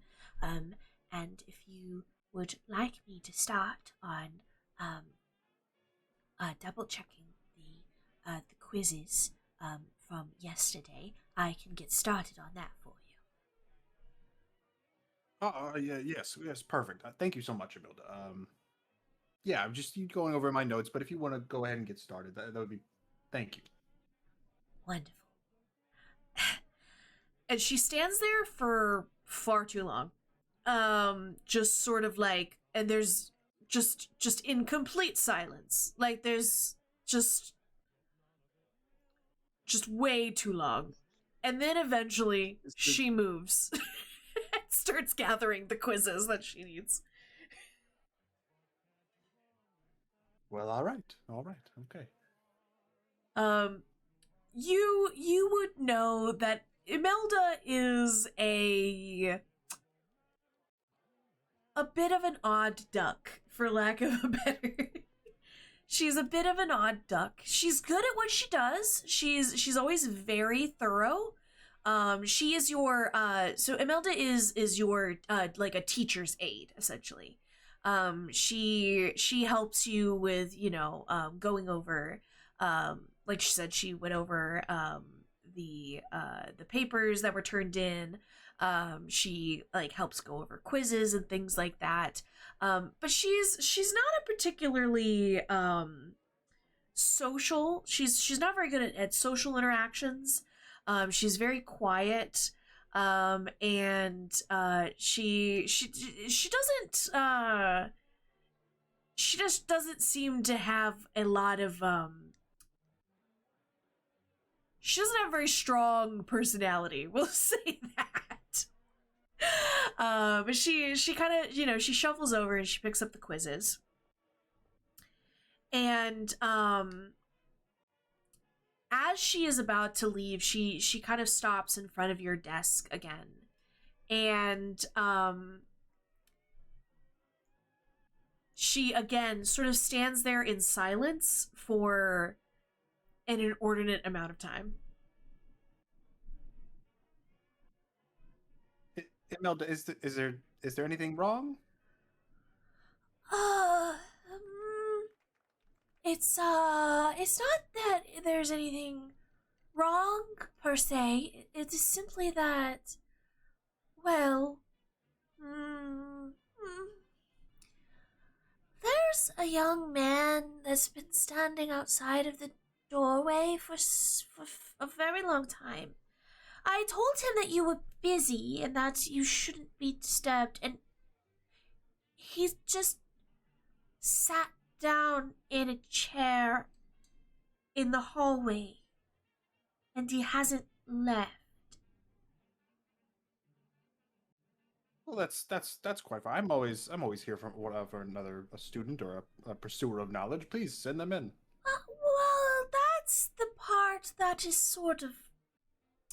I'm not sure he's a student. He looks sort of like a postman, but he's wearing maroon.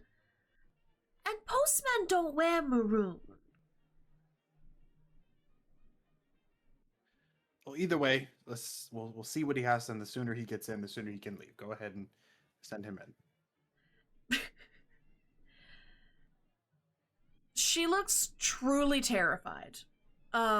But she turns and scurries out into the hallway, arm full of quizzes.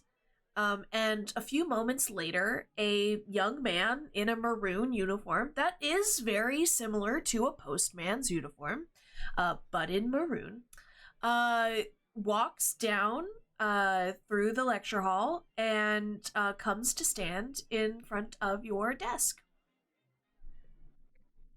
Is there something I can help you with, sir? there a person you're looking for? The young man stares for a long moment, which you're used to because Imelda does the same thing, but instead of eventually saying anything, he simply nods, and then he pulls a red envelope from a pocket from like the breast of his coat, and hands it, and like holds it out to you. All right, and I'll take the envelope.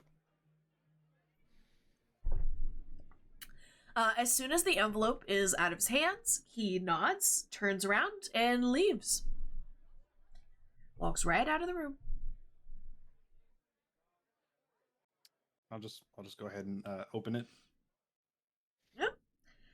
It is the same letter, simply saying that you are to come to breakfast tomorrow morning, and that to take Skyrail to Prudenward Station, and that you'll be picked up, and that you should really, really come, because you really don't have much of a choice. Well, looks like I'm off for breakfast.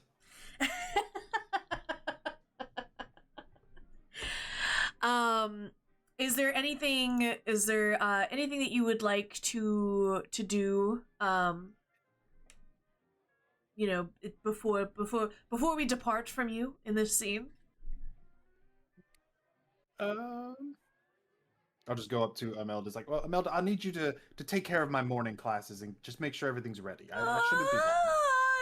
Me? No. It's perfectly fine. I believe in you. You've done great work. I can't. Can't you get one of the other teachers? I don't. You're the only one here. Well, it's okay. It's okay. Remember, we worked on these breathing exercises.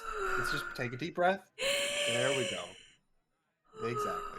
Deep breath. You know the knowledge back and forth. You just need to tell the student. It's going to be perfectly fine. Eventually, her breathing evens out. She looks a little pale. She looks a little pale. She looks a little, maybe like green around the gills. But she does eventually get her breathing under control, and she nods, and then she straightens up and she salutes you. And she's like, don't do that. Right. Sorry. She just sort of waves, and she's like, and then thumbs up, and she's like, I can do it. Exactly. You keep telling yourself that, and you will do amazing tomorrow.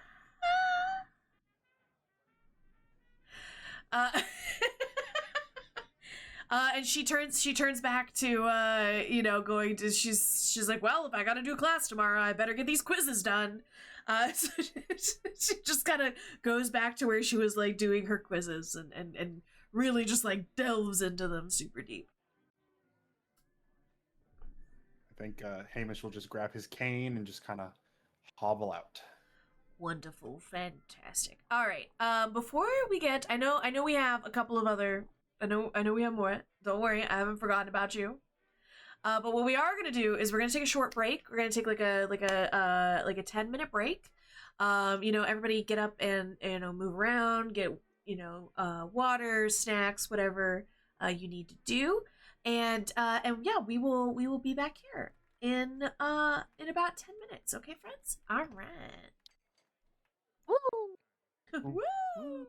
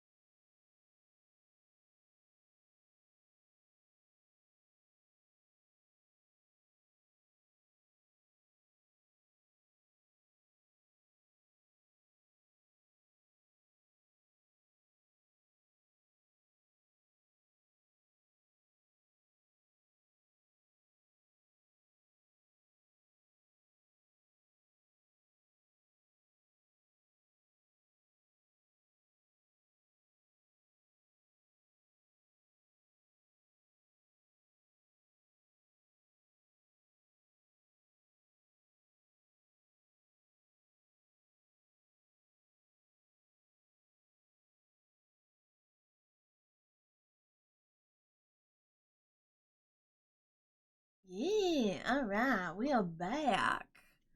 Welcome back, everybody.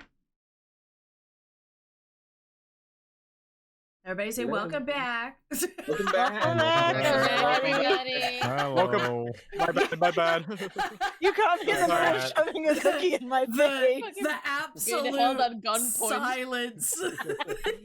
You will welcome the viewers back, or else. They're just absolute. They're just the pure Forgot we were just. live.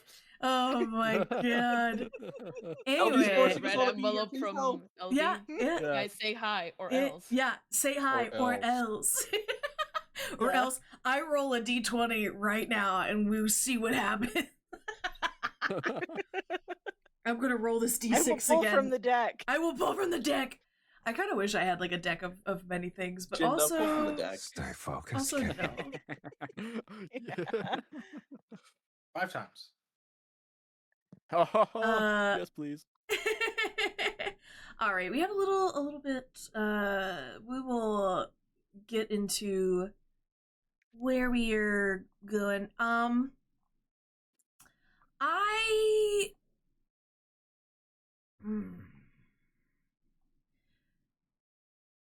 You said so. Anya, you said that chorus. Chorus will go where she needs to go in the morning. I think she'll actually leave right after her show. Like instead of going and mingling, Okay. she will immediately dip out and then spend the night wherever she ends up. Okay. Okay. Wonderful. Fantastic. That works out. Wonderful. Which actually, now, we'll actually start there. We are going to go back to chorus for a moment.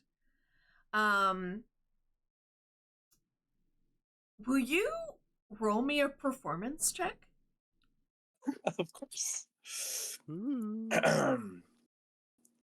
It's only her whole thing. It's only your whole thing. Wow, that's a 4 for a 9. Ooh,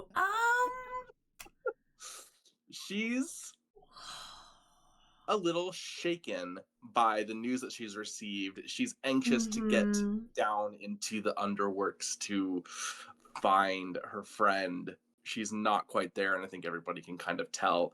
Her voice, as she sings with 2 voices at once, harmonizing with each other. They're a little wavering and clashing tonight. Not quite in sync as they usually are. Seemingly, it's almost as if you can't quite find the harmony.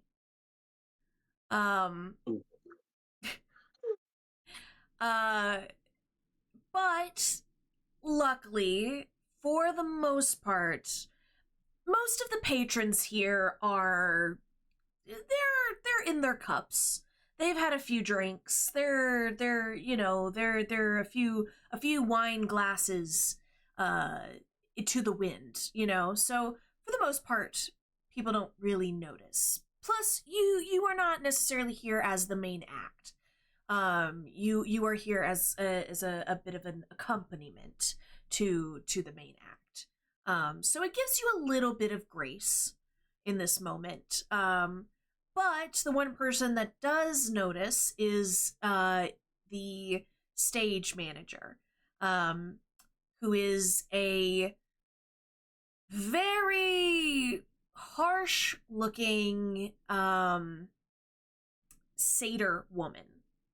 Very harsh-looking, when I say harsh-looking, I simply mean that she has a very... Like a stage manager? Yes, like a stage manager. She has like a very distinct scowl on her face. It is a look, it is the sort of face that instills fear in all of the actors. It's the face that she has to make in order to keep everybody on their marks, to make sure everyone gets out when they're supposed to go out and all of that good stuff.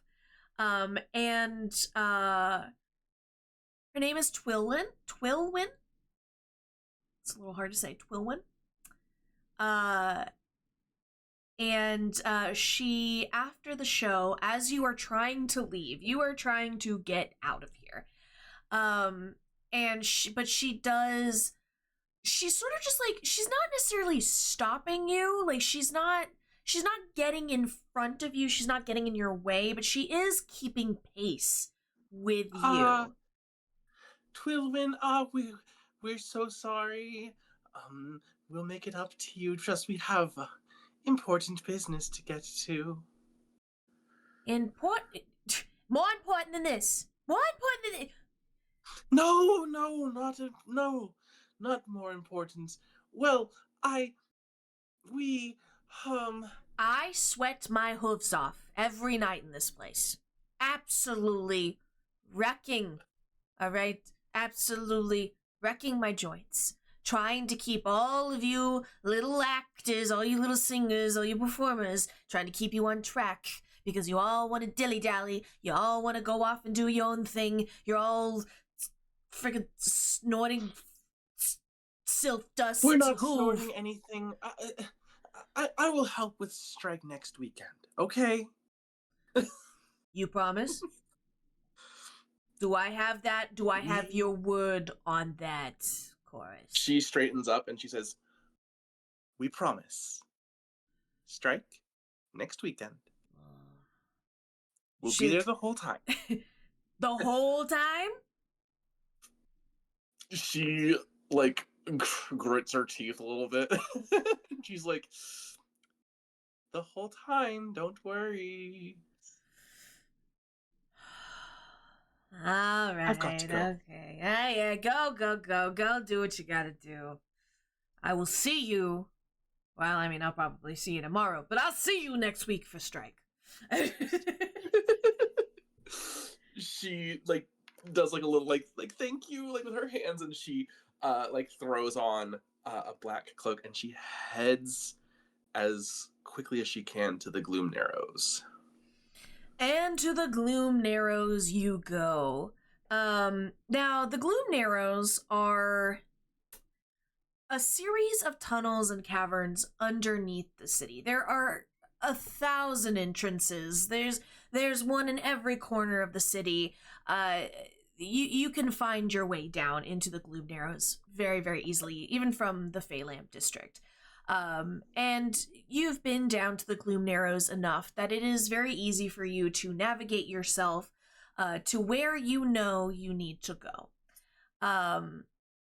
As you get further and further down the Gloom Narrows, you get closer to what is known as the Crag. Is the Crag Coliseum, but very affectionately called the Crag. And as you approach, you hear it. You know the noise. It is the perfect night for a fight at the Crag. So you hear the roaring sound of people screaming, the jingling of chains, and the knocking of metal and clapping and just the fanfare of the Crag. And you enter through a side area that you've been through a million times. It is not typically a place that the patrons of the Crag come through, but you've been here before. You've done fights here before, so you know kind of the best ways to get around the crowds to get where you need to go. And so you make your way, and you can hear as you get closer to the pit, where this just inset. I mean, it's a pit. I mean, there's nothing else to say. It's a pit. It's about 15 feet down or so. Concrete walls in a giant circle. And it is literally like inset into the ground, so that at the top of the 15-foot drop is where the crowd gathers to look down onto the pit. And you're just like, bet 5! I've got 5 on the monster! And this is where we find 15. 15, you are used to being called that. You're used to being called a monster or a creature, anything but human. Who's to say you're even are human anymore? You certainly don't know. You haven't seen anyone like you before. But the only thing you do know is that you're going to win this fight. And 15, Jayce, will you please describe 15 for us? Yeah, of course. 15, for as small as he looks, he's standing at 5'3". He has this distinguishable white hair. It's kind of messy with 2 like longer strands on the front and the sides. And I feel his most distinguishable features is that, like you said, he looks humanoid, but he doesn't even know if he's a human. He doesn't know what he is. And you can see that the bottom of his jaw and a little part of his neck is like this darker skin tone, as well as sort of like a sleeve in his arms that is just like, that's how his skin is colored. And he's just wearing this very shredded clothes. He's barefoot and he's just ready to win this damn fight. So yeah, you stand in this pit. It's all sandy floors. Like the whole thing is like a sanded floor. You know, these big cement walls, and you can hear the crowds overhead. You can hear them betting on you. You can hear some betting against you. Because despite your small stature, your opponent standing on the opposite side of the ring from you is a massive Leonin. You know him as Daros Greatclaw. He's a champion in the ring and a complete dick outside of it. As you are staring at him, he lifts up one of his claws and runs it along his neck, mimicking slicing his throat. Just as the voice of Amdal Craghart, the proprietor of the Crag Coliseum, comes over the speakers. Tonight we've got a wonderful fight for you. I know you're just itching to see these two go at each other. I know I am.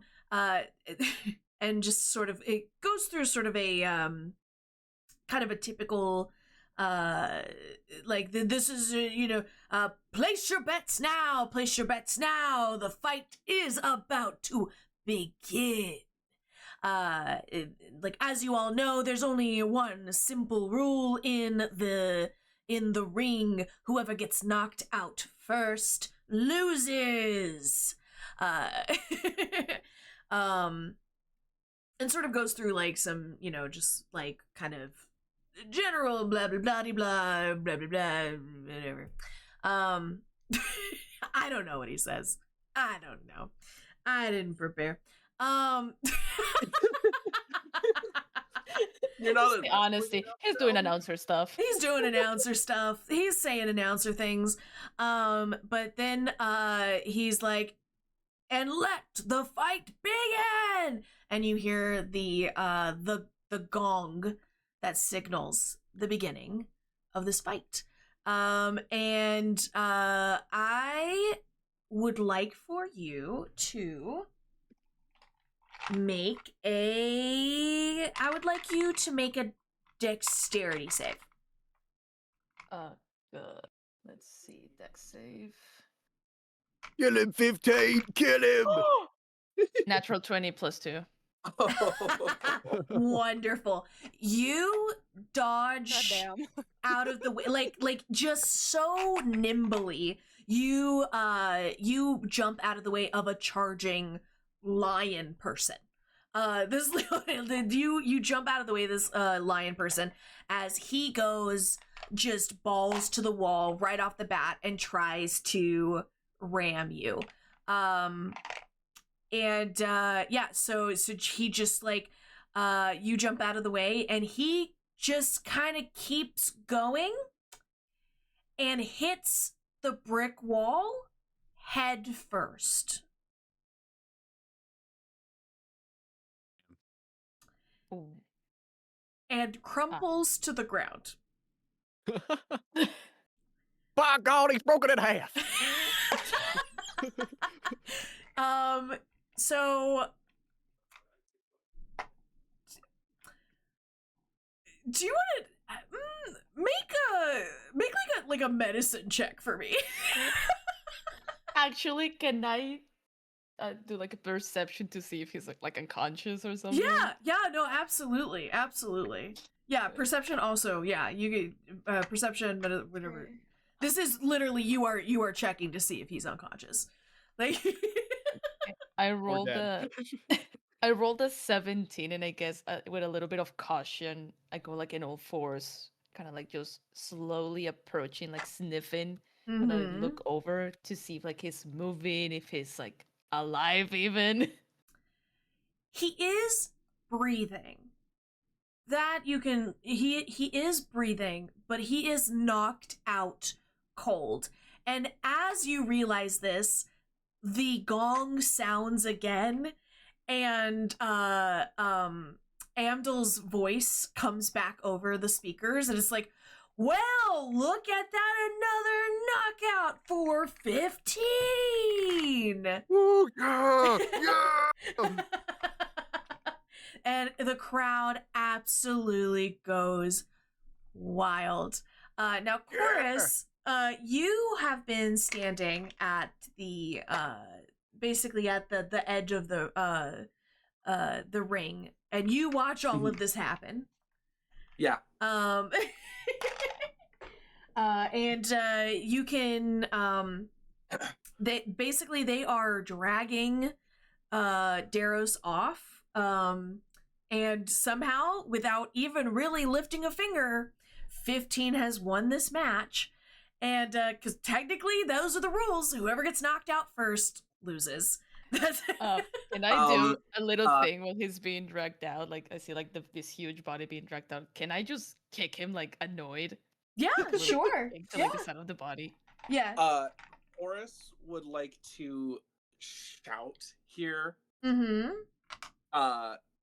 And she would say, "Now, Crag, is this really the show you want to put on for your Coliseum?" And she'll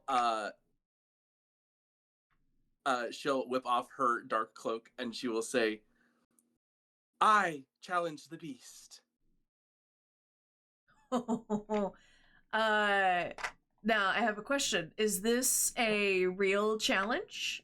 Are you going to actually fight each other, or are you going to? Please let it We've done be. this before.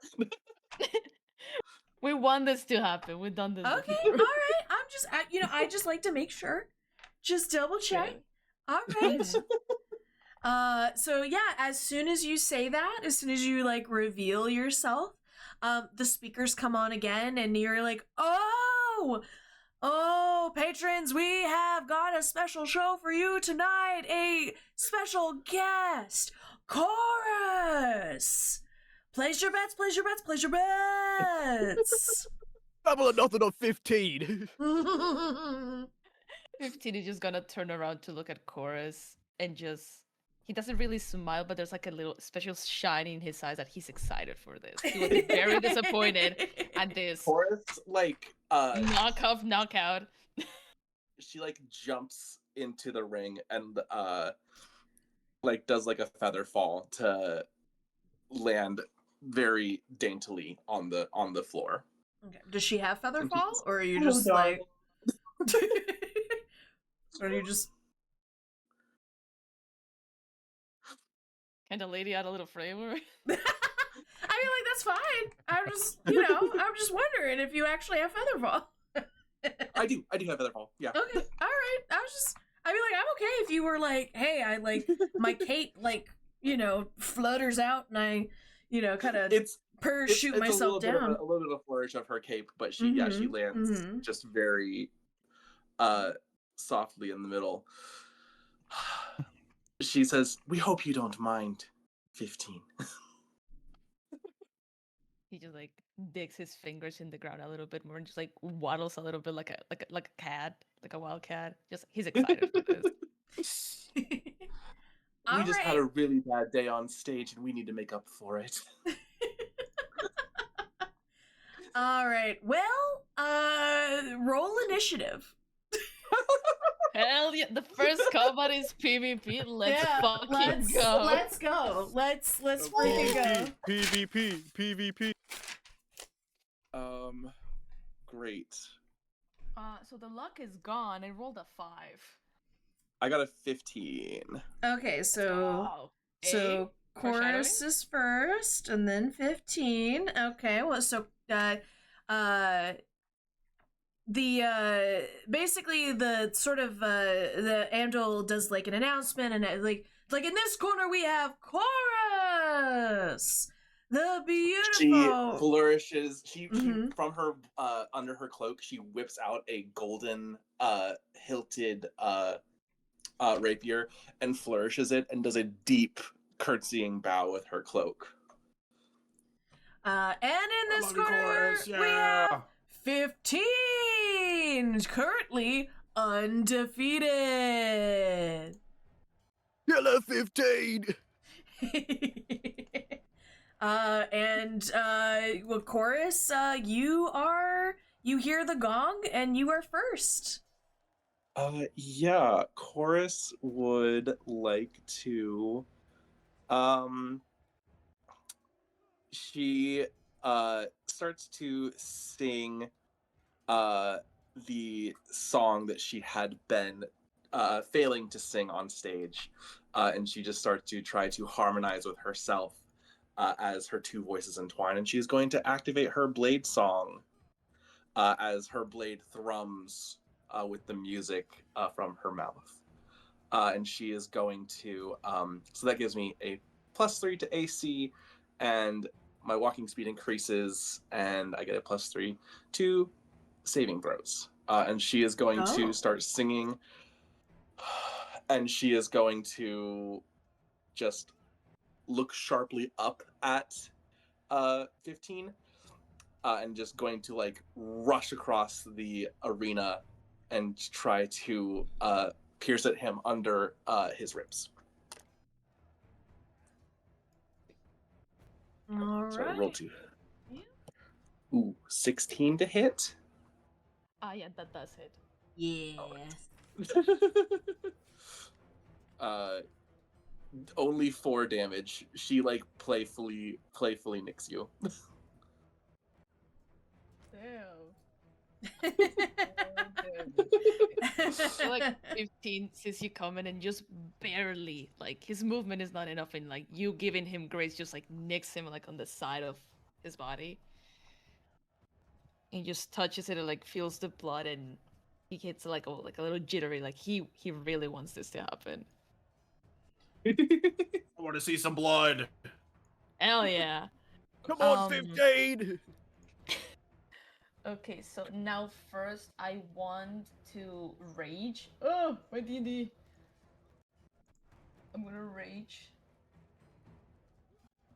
And I want to, what is this? Oh, Ooh, I love the pit. Yeah. I love it. And as my action, I wanna take the form of the beast, Claws, which is like you see 15's like arms kind of like bubble, like something is moving under them, like worms, like it starts like morphing his flesh, and his arms grow bigger, they grow claws, they go some spikes, and he's gonna slash at Chorus. Incredible.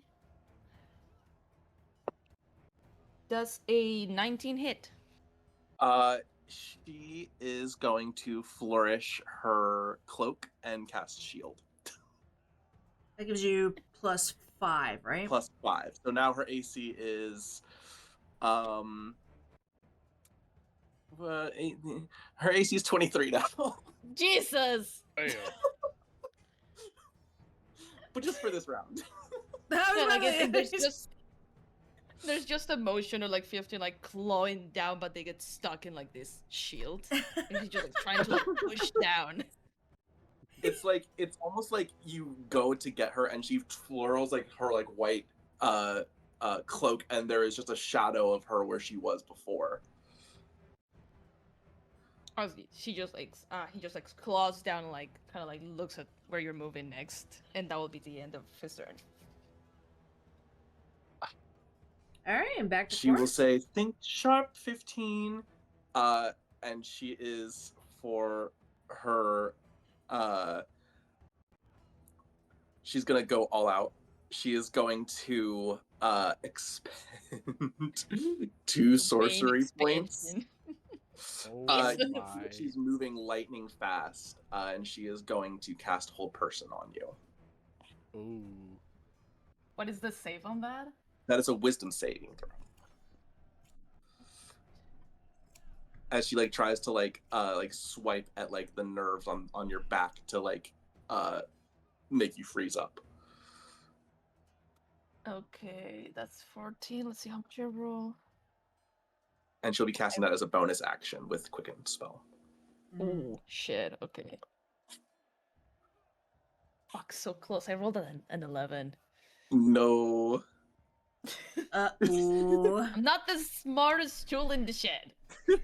Uh-oh. She says, "I have you right where I want you," and she is going to make an attack on 15, just with her rapier again. Oof. For a dirty 20 to hit. Yeah, it hits. I was about to say if they are a hold person, is it advantage? Because they're It's advantage. Oh, yeah, like yeah. what condition do I get from hold person? You are paralyzed. Yeah. Paralyzed. Okay. Or you're incapacitated. So it is advantage, and it is also an automatic crit. Sorry. That's okay. We're here for the fight. I'm here for it. After that fight, Oh fine. god. That's 14 damage. Mhm.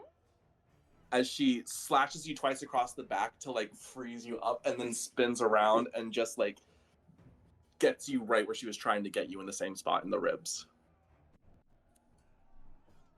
I'm not even mad at this. I love this.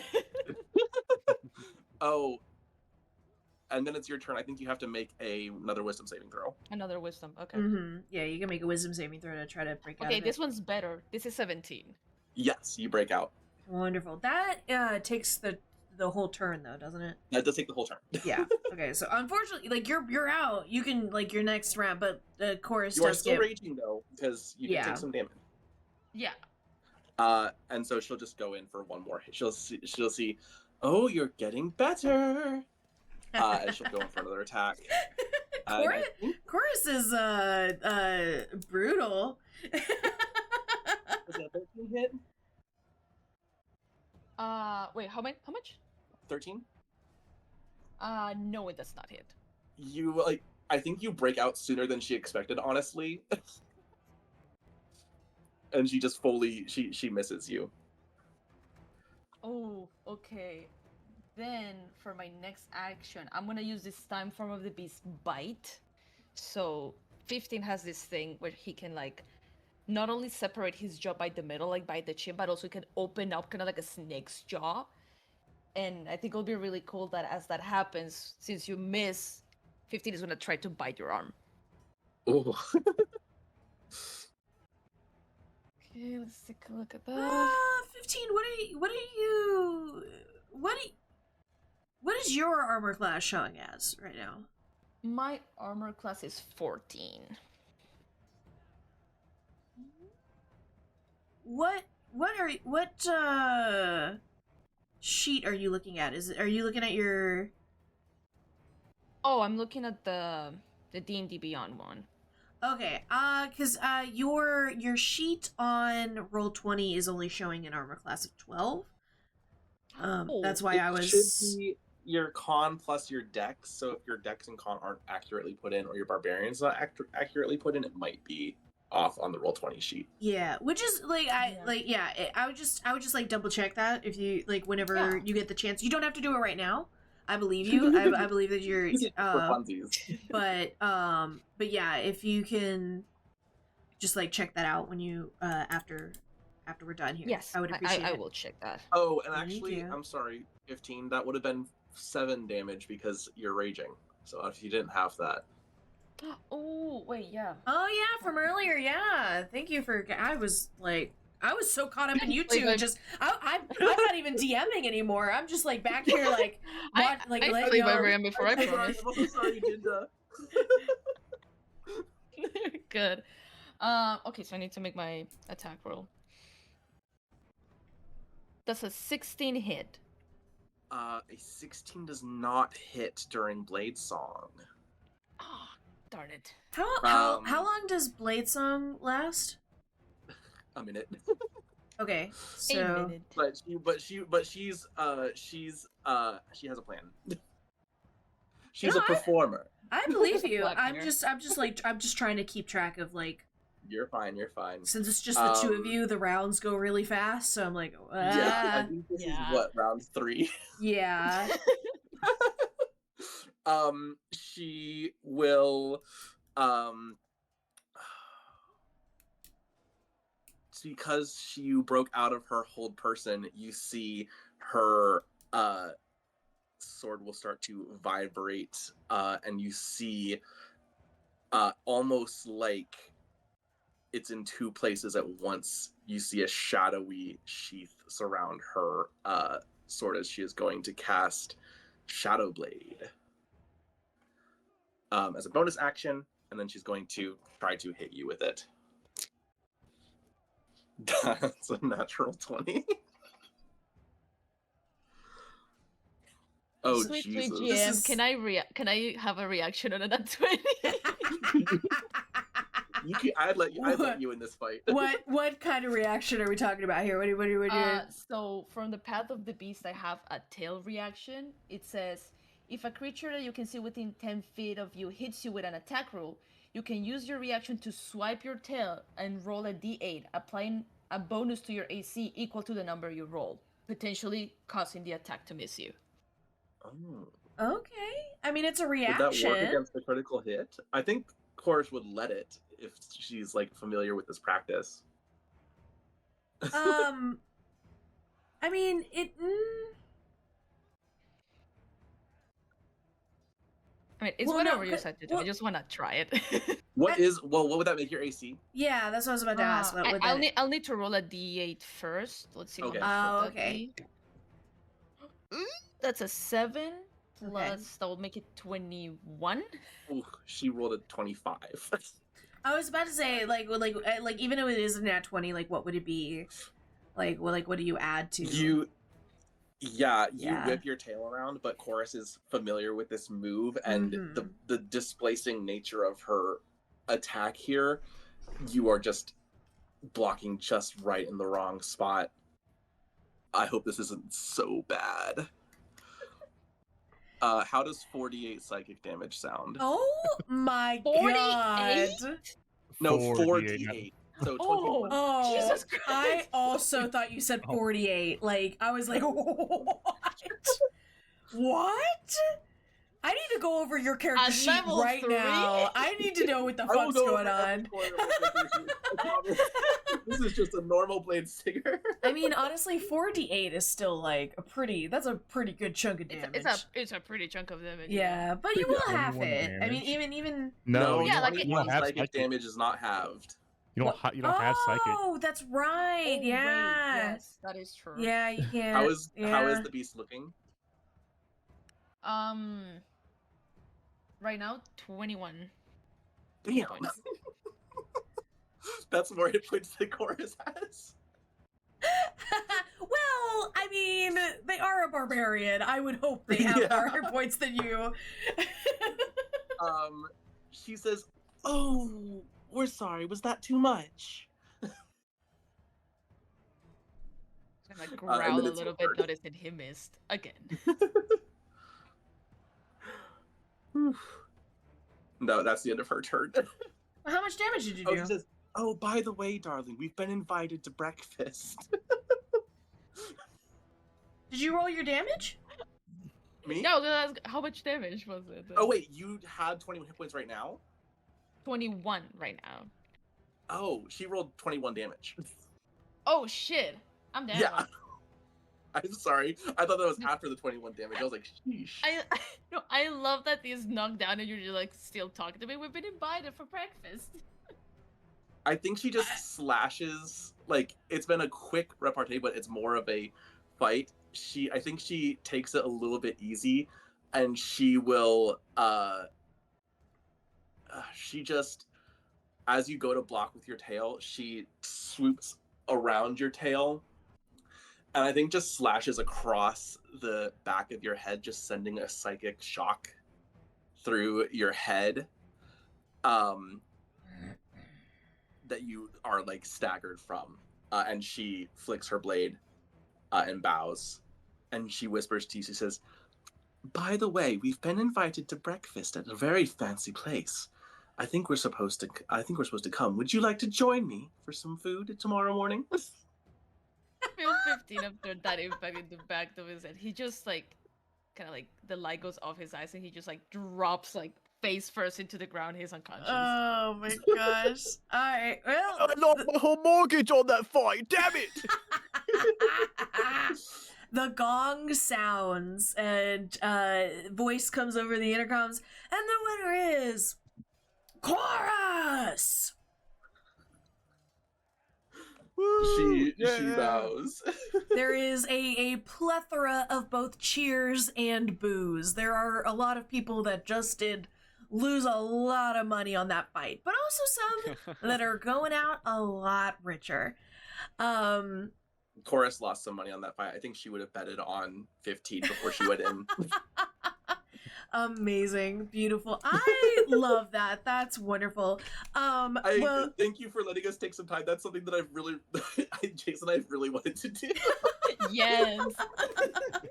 no, that was great. That was great. I am gonna like kind of say that like you help get 15 back up, and then you guys kind of leave the head out on our arena. way. Yeah, you leave the arena.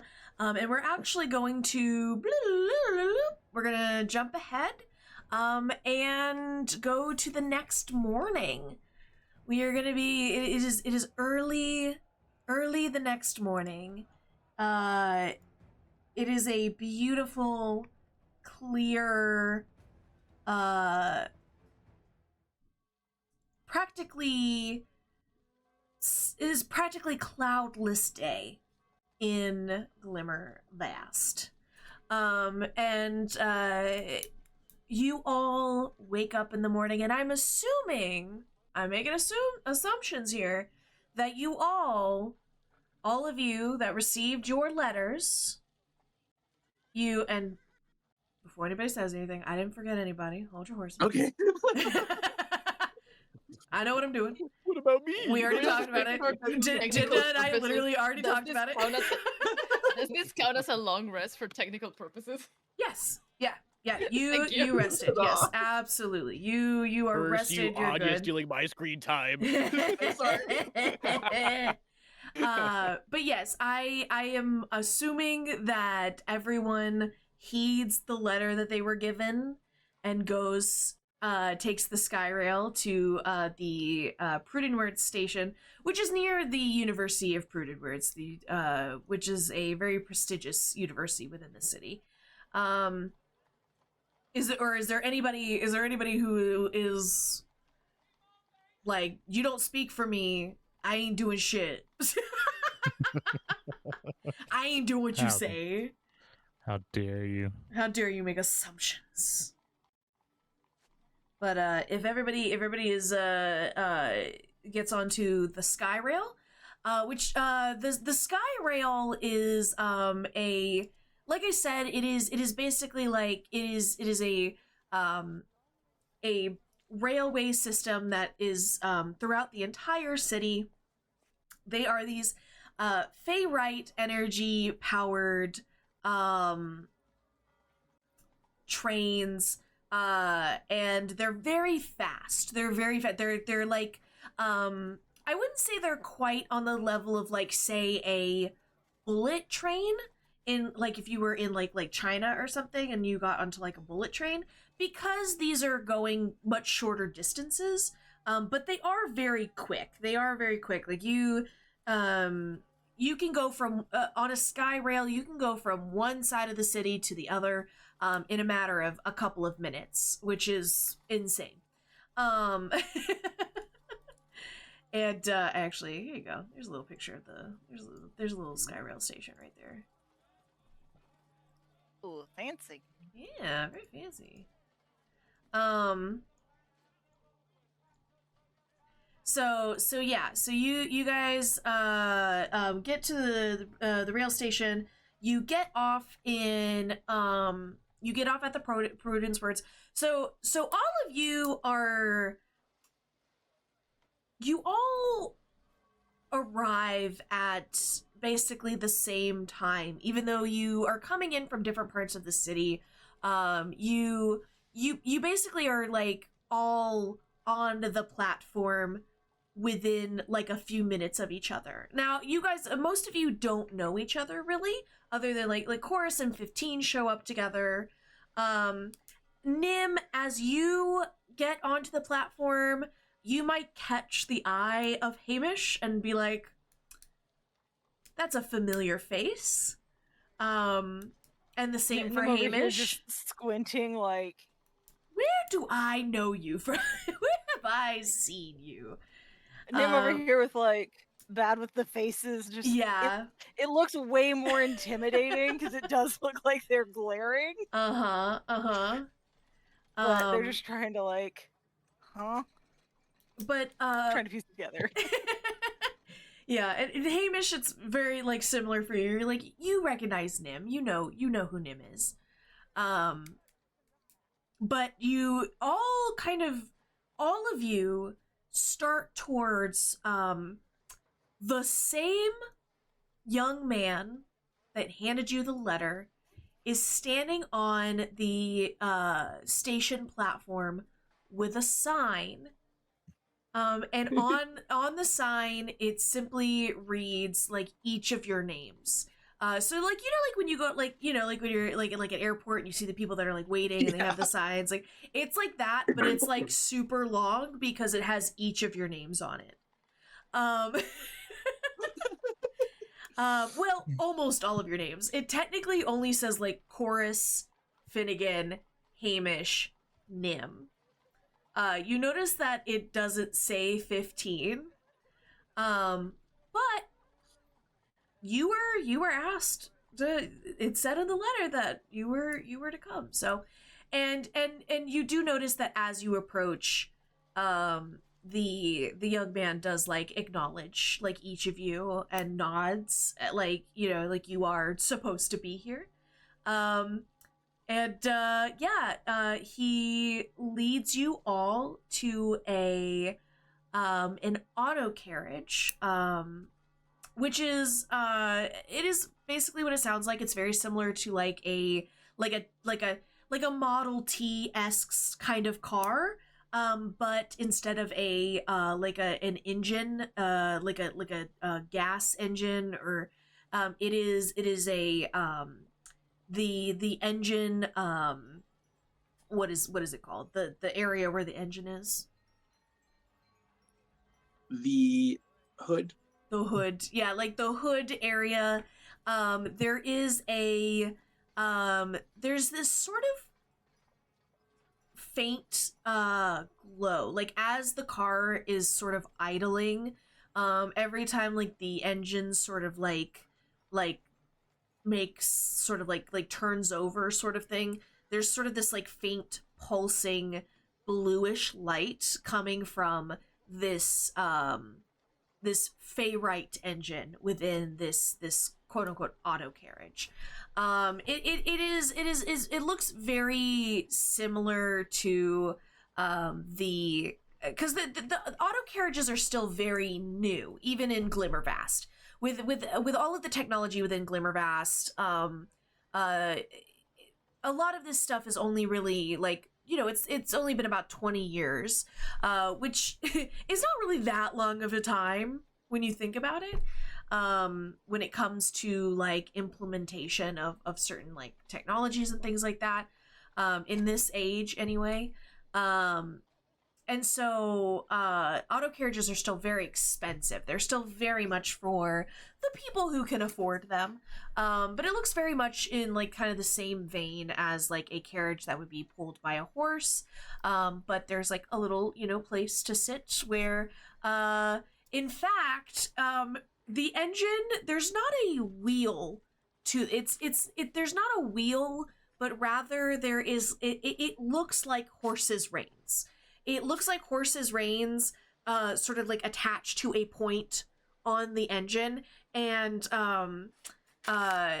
basically it is meant to be steered much like a horse, but with the reins. But it is like, it's a magic engine. But yeah, so you all are piled into an auto cart that really is not meant to fit all of you. It's it's a tight squeeze. Finn and Nim alone are like right fighting for any sort of space back here, trying not to poke my goddamn eye out. Yeah, exactly. I think Chorus would be fine to have 15 on her lap. Can Can be like belly up like a cat, just like dead staring at everyone because he is not comfortable. Yeah, you are all very like tightly packed into this car and driven to the Rift Estate. The Rift Estate is on the easternmost part of the city.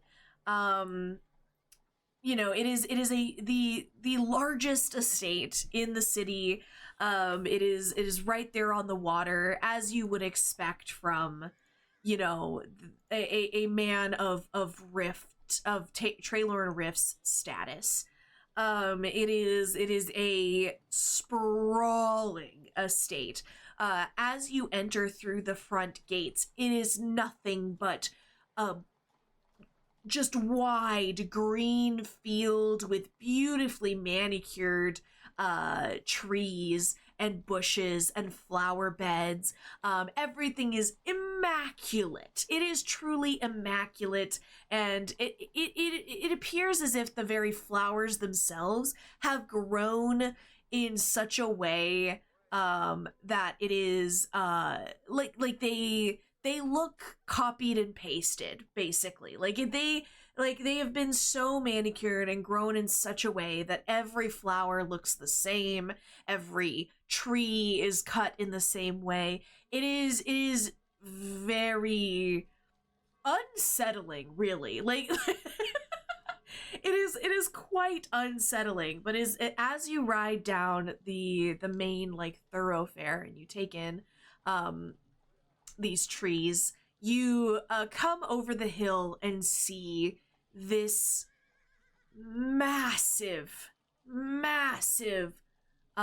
manor. It is truly a masterful mix of, for all that the city is a mix of old and new, the estate, the Rift Estate, is truly a blend of this sort of old style of brick and stone and masonry, as well as steel and glass, and it is truly awe-inspired. Like it there's like, you kind of hate to be like in awe of it, but it is truly just a massive architectural art piece.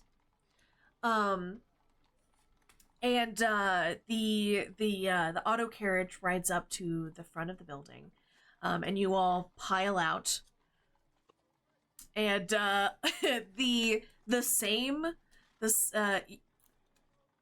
let me correct. It's not the same. A a young man who looks exactly like the young man driving the auto carriage is standing at the door and comes to greet you as you exit the car. As you exit the car, can I get like either perception or like investigation? Let's see. From everybody? Yes. Party roll. Everybody. Okay. Yep.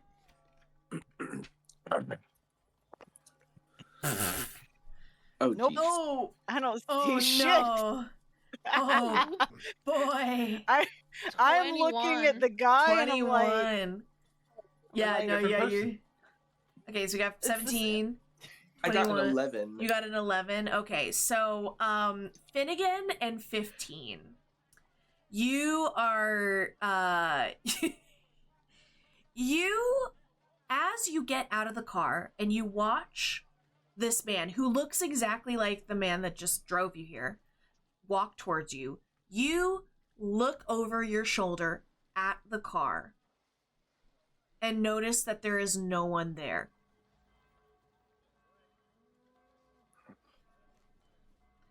And it does not appear as if the young man who was driving the car is anywhere within your sight.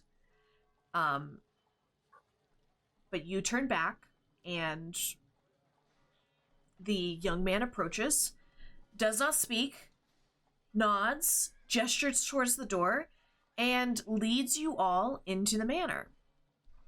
Now, if the outside of this manor is awe-inspiring, the inside is an absolute, just, it is a phantasmagoria. A truly, it is like something out of like a painting. It is beautiful whites and golds and these beautiful white like panels on the walls that are frame these beautiful pastoral paintings as you walk through the main like the foyer and into the main room. There is like lavish tiled floors and these beautifully woven rugs that are obviously from somewhere outside of Glimmervast. And again, you see these flowers that look so well manicured that they look almost fake. They don't look real because they're just so perfect. And everything in the room is so perfect. There's not a single thing out of place. Everything seems to have its perfect little hold, and everything is perfectly dusted, and there's not a dust bunny or a fingerprint or a snot bubble to be had in this place. If I may, real quick, mhm. since 15 noticed that this guy is kind of like suspicious, he was there, but then he wasn't. 15 is gonna keep like a defensive position around Chorus. He's gonna keep an eye on this guy and just be like on his way between like him and Chorus, if that makes sense. Like be in the middle of them at all times. Mm-hmm. Okay. Yeah, by all means. And ooh. Oh, I gotta drink water. Chorus Oh. is just astounded by this place. She's almost like making it a little difficult for 15 to guard her. She's kind of just like, yeah. it's like she walks with a very like waltzy step at all times, Mm-hmm. and just does like little spins of like her whole body as she looks around. Yeah. Giving 15 a run for his money as they're trying to protect her. Yeah, it is truly just a it doesn't look like anybody lives here. It's like one of those kind of places, you know? Like it truly just feels like nobody really lives here. This is almost like a museum. You know, like it's so immaculately kept. But this young man leads you up the stairs, down a hallway, and opens up a pair of beautifully ornate carved double doors onto an office. Opens up onto this just, and for all of the grandeur of the rest of the house, you realize that while this is a very nice office, it is a very nicely appointed office. It is not like the rest of the house. It feels like someone has been here. There are books everywhere and all of these different there are strange artifacts from different corners of the world, and maps and bones, and it truly looks like the office of an adventurer, someone who has seen the world or studied, like, you know, all the different corners of Ileofan. It is.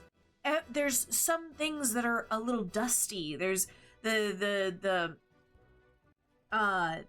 aren't any of those perfect flowers anywhere. It is simply an office that has obviously been used, an office that is well lived in, and behind the desk sits Traylorn Rift.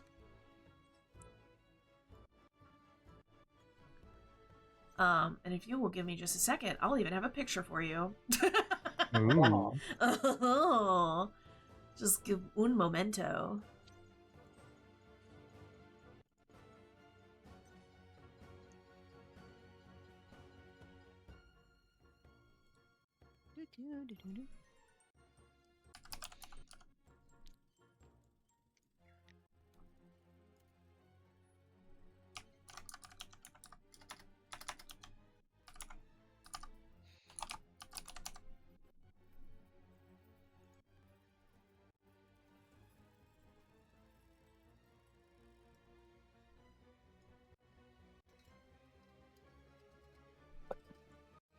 All right, there we go. There he is. Ooh. Oh my goodness. So this, a man. it's a man. That is a man.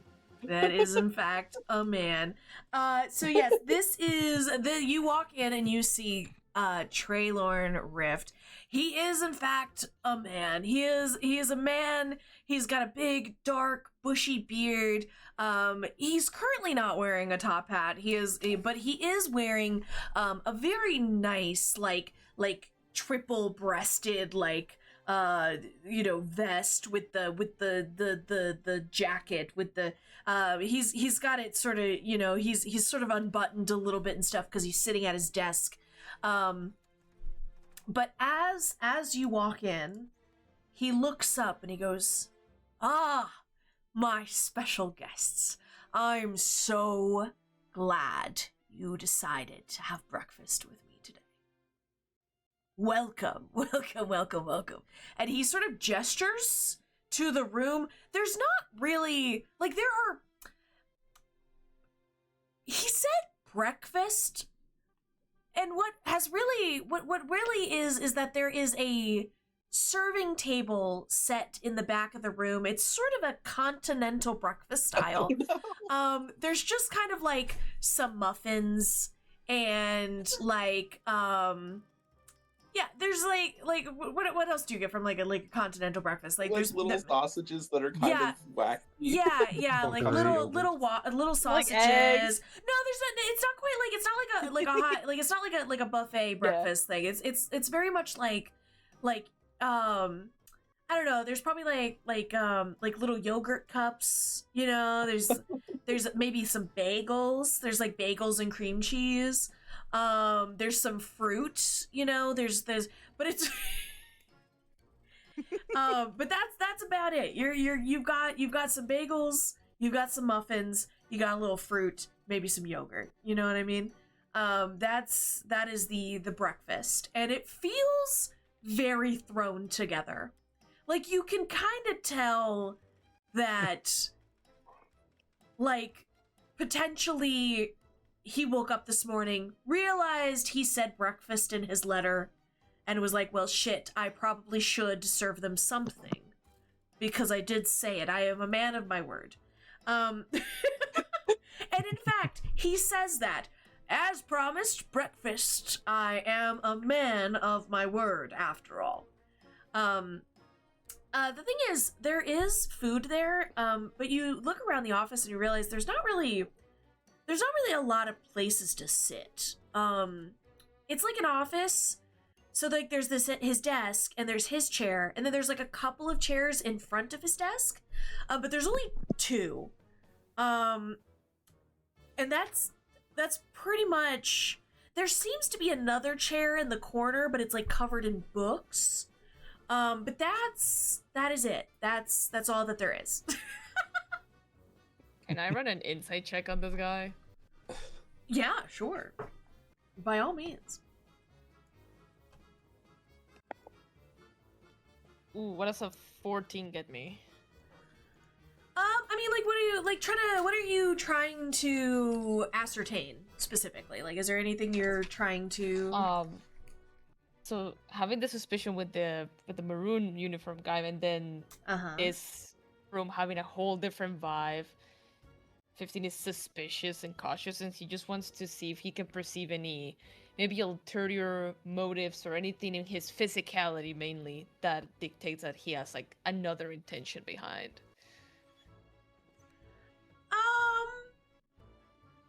I will say that for a man like Traylern Rift, he is a man of stature. He's a man of status. He probably doesn't typically like being... When he's in a room full of people, for him to be sitting is not typical. The fact that he has not actually gotten up from his desk to greet you seems a bit odd. You don't have a lot of experience with people like Trailer Rift. There have definitely been, high collar people at the ring before. Like that happens, right? Like they love to, they love to act out their like fantasies of being like rugged and things like that. So you and they love to bet. Fantasy. Right. They love to bet. They love to spend all of that money. So you know that they tend to look down on people like you in particular, and he doesn't seem to be doing that. But it's more of a... You get the sense that he maybe can't stand up to greet you. Ooh. In like a past life of courses, would she have ever encountered Mr. Rift before? I don't think directly, no. I think like maybe he was at a performance. Yes, he could have potentially been at a performance. You have definitely heard of him, obviously. You have definitely like been in circles or like been like, performed at like very like high-end like galas or something like that. Like it's especially like, before when you were, I think up on my game. yeah. So I think you have been like around him before. Cool. Could I do a medicine check on him? Sure. Go for it. Use a physical roll. Also, while you're 22. kind of doing that, Nim is also going to go look at all the food and kind of sniff at it, and I will also be be doing some checking of my own with a spell. Oh, But I'll let the doctor I was work. gonna say, let the doctor work first. You said 22? Yeah. Oh, wonderful. Okay. You notice that as you're sort of looking at Mr. Rift here, you start to see at the edges of his beard, around like his hairline, he's very covered up. Like he's very covered up. Like he's got like a high collar shirt, and he's wearing like, he's wearing like long sleeves and a vest. He's also wearing gloves, which is a bit odd to be wearing in like your own office. Like that's very like, if he was like going out or something like that would be kind of expected of someone like him. But to be just kind of sitting in your office wearing gloves is a bit odd. And you start to notice at the very edges of his hairline, it looks like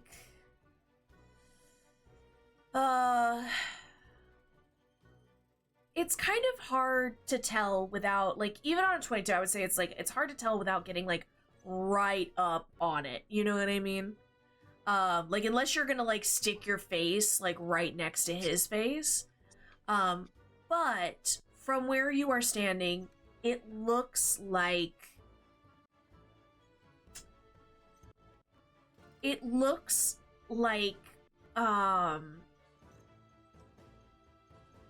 how do I explain this? I'm trying to find the right word to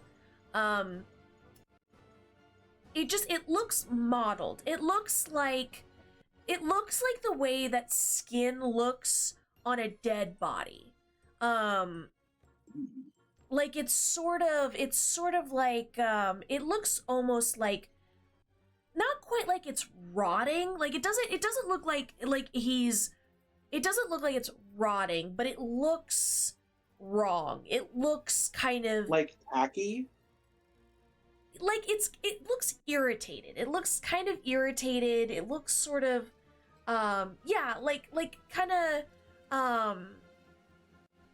like it's kind of like there's bits of sort of like gray, as well as like kind of that I suppose honestly the best way to, it kind of looks like psoriasis. You ever seen somebody with psoriasis like around their hair?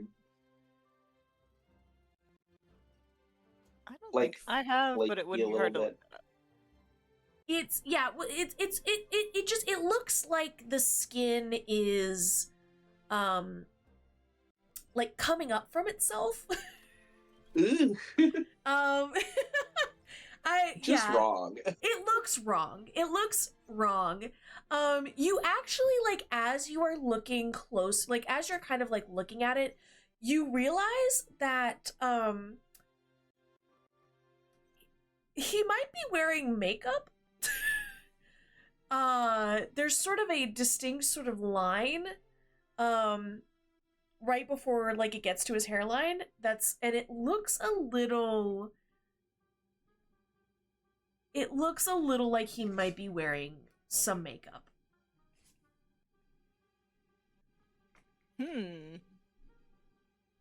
Now I will say, Hamish, you don't know what this is, but it does like ring some bells in your head. You've seen skin like that, but it wasn't usually on a living person.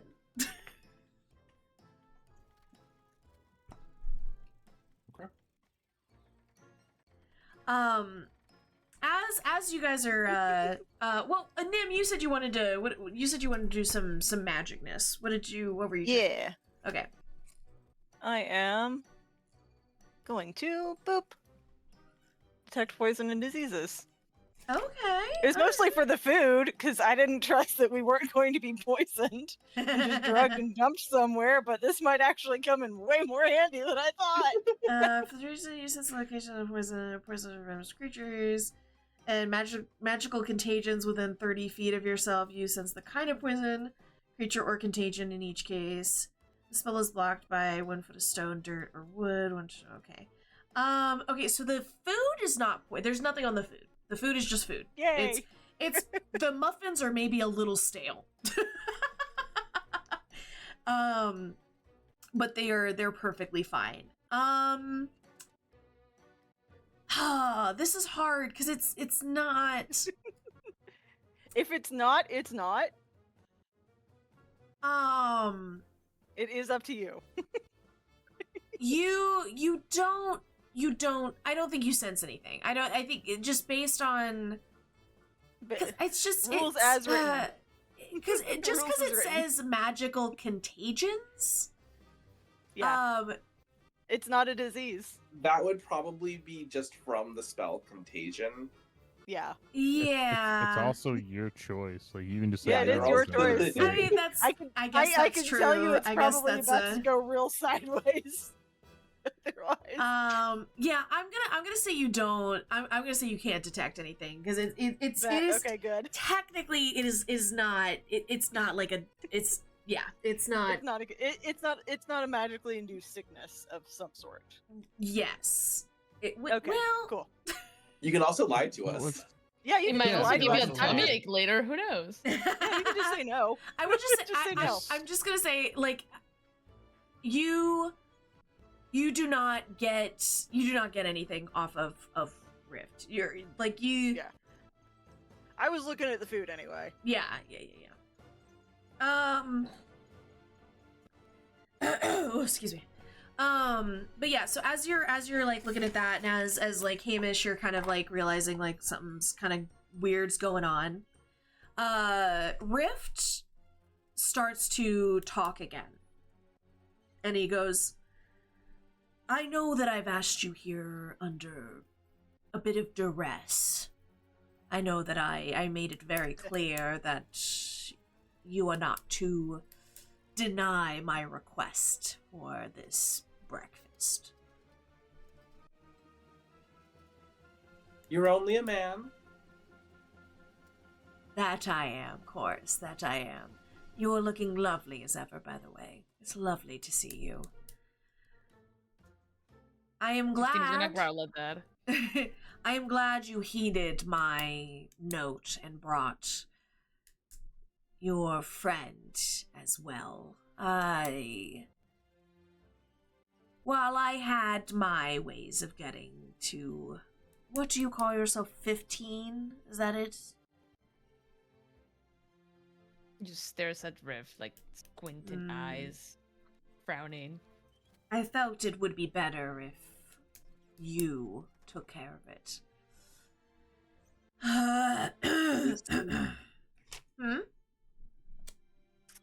We see. As I stated in my letter, I have something of great importance that I need. A set of particular skills for, and I believe that each of you will be able to take care of a very specific quest of sorts that I have. Now, the details of this expedition that I will be sending you on, which I will obviously. You see that he's very like the more he talks, the more he gets sort of like tired. He's very tired. And he kind of like rubs at like the bridge of his nose, and he takes a minute, and he's having a really hard time getting his words out. He's He's having a hard time. He almost seems to be struggling to breathe. And he lifts his arm slowly, and he just snaps in the direction of the door that you came through. And almost immediately, the door swings open to the same maroon uniformed young man that you have been seeing everywhere. But behind him is what would you consider her tall? Jinda? How tall is 5'11".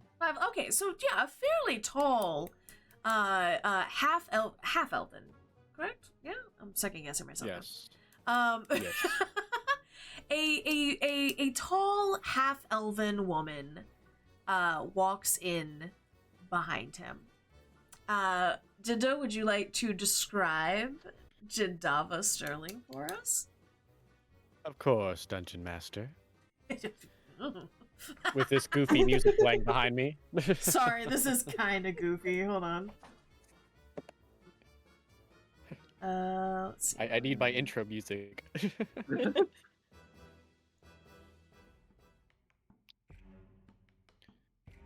Entering into the office of Mr. Rift is the cold yet focused gaunt of Professor Jindava Sterling, a roughly early 40s half-elven lady with sharp but beautiful diamond blue eyes and this platinum hair tied back with a very gothic Victorian attire with the most beautiful pearl brooch adorning the centerpiece. With a bit palish twinge to her skin, with a calm yet focused demeanor, she enters with the messenger person guiding her in. And strapped to her left side appears to be a sheath with a very ornate and well-decorated silver rapier at her side. Beautiful. Fantastic. As you walk into the office, Trailer Rift turns and kind of waves away the young man, his, whatever he is. He's a courier, he's apparently a footman, he's all of these things. And sort of waves him away, and then the young man leaves and closes the door behind him. And he turns back to the rest of the group, and he goes, "This is Jindava Sterling. She is a..." Professor Jindava Sterling, Mr. Rift, please.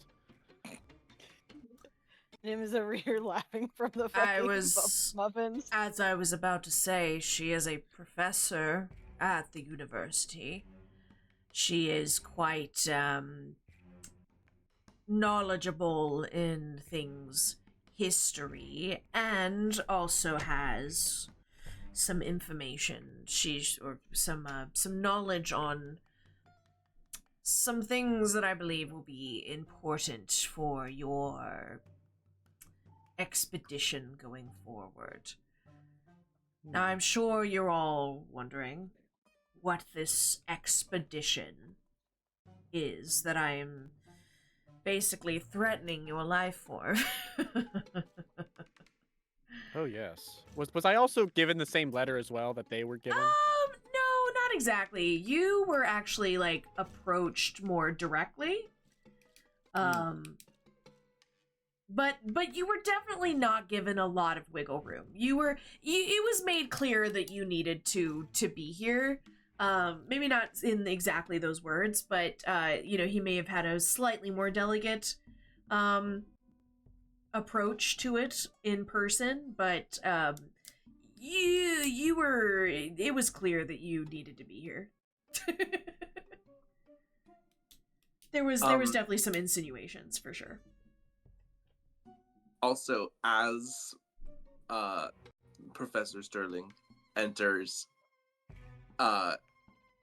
Chorus's eyes just turn. They just like dull into like shark eyes, Ooh. and her eyes just like glide down to the silver hilt at their side. I missed a very important fencing lesson today just for this meeting, so it better be important. You twisted my hand quite greatly for this. And I think actually that is where we are going to end for tonight. And we will get back next Monday with What in the World Trailer Rift wants with you all. And who are all these people? And who are all these people? Who are for y'all? sure. I don't know. Yeah, we will. Who are you people? we will get eating all of the into muffins. all of that. Thank I've got a you. bagel.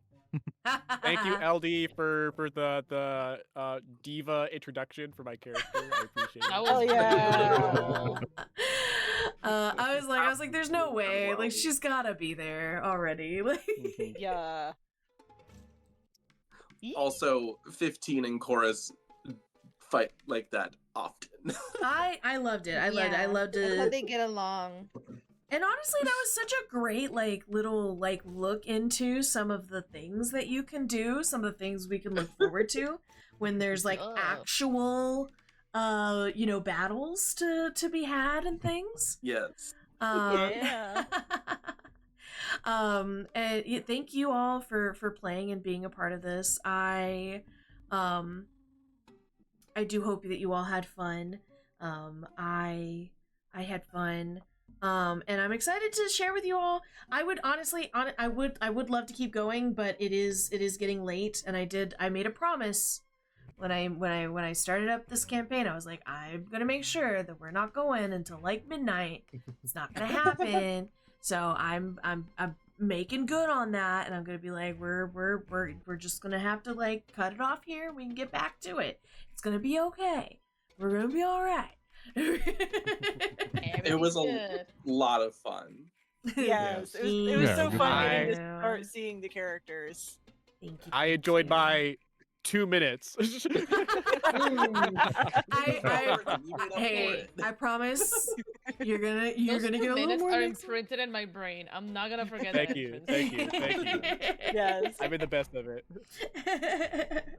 But thank you to everybody who was here for the stream as well.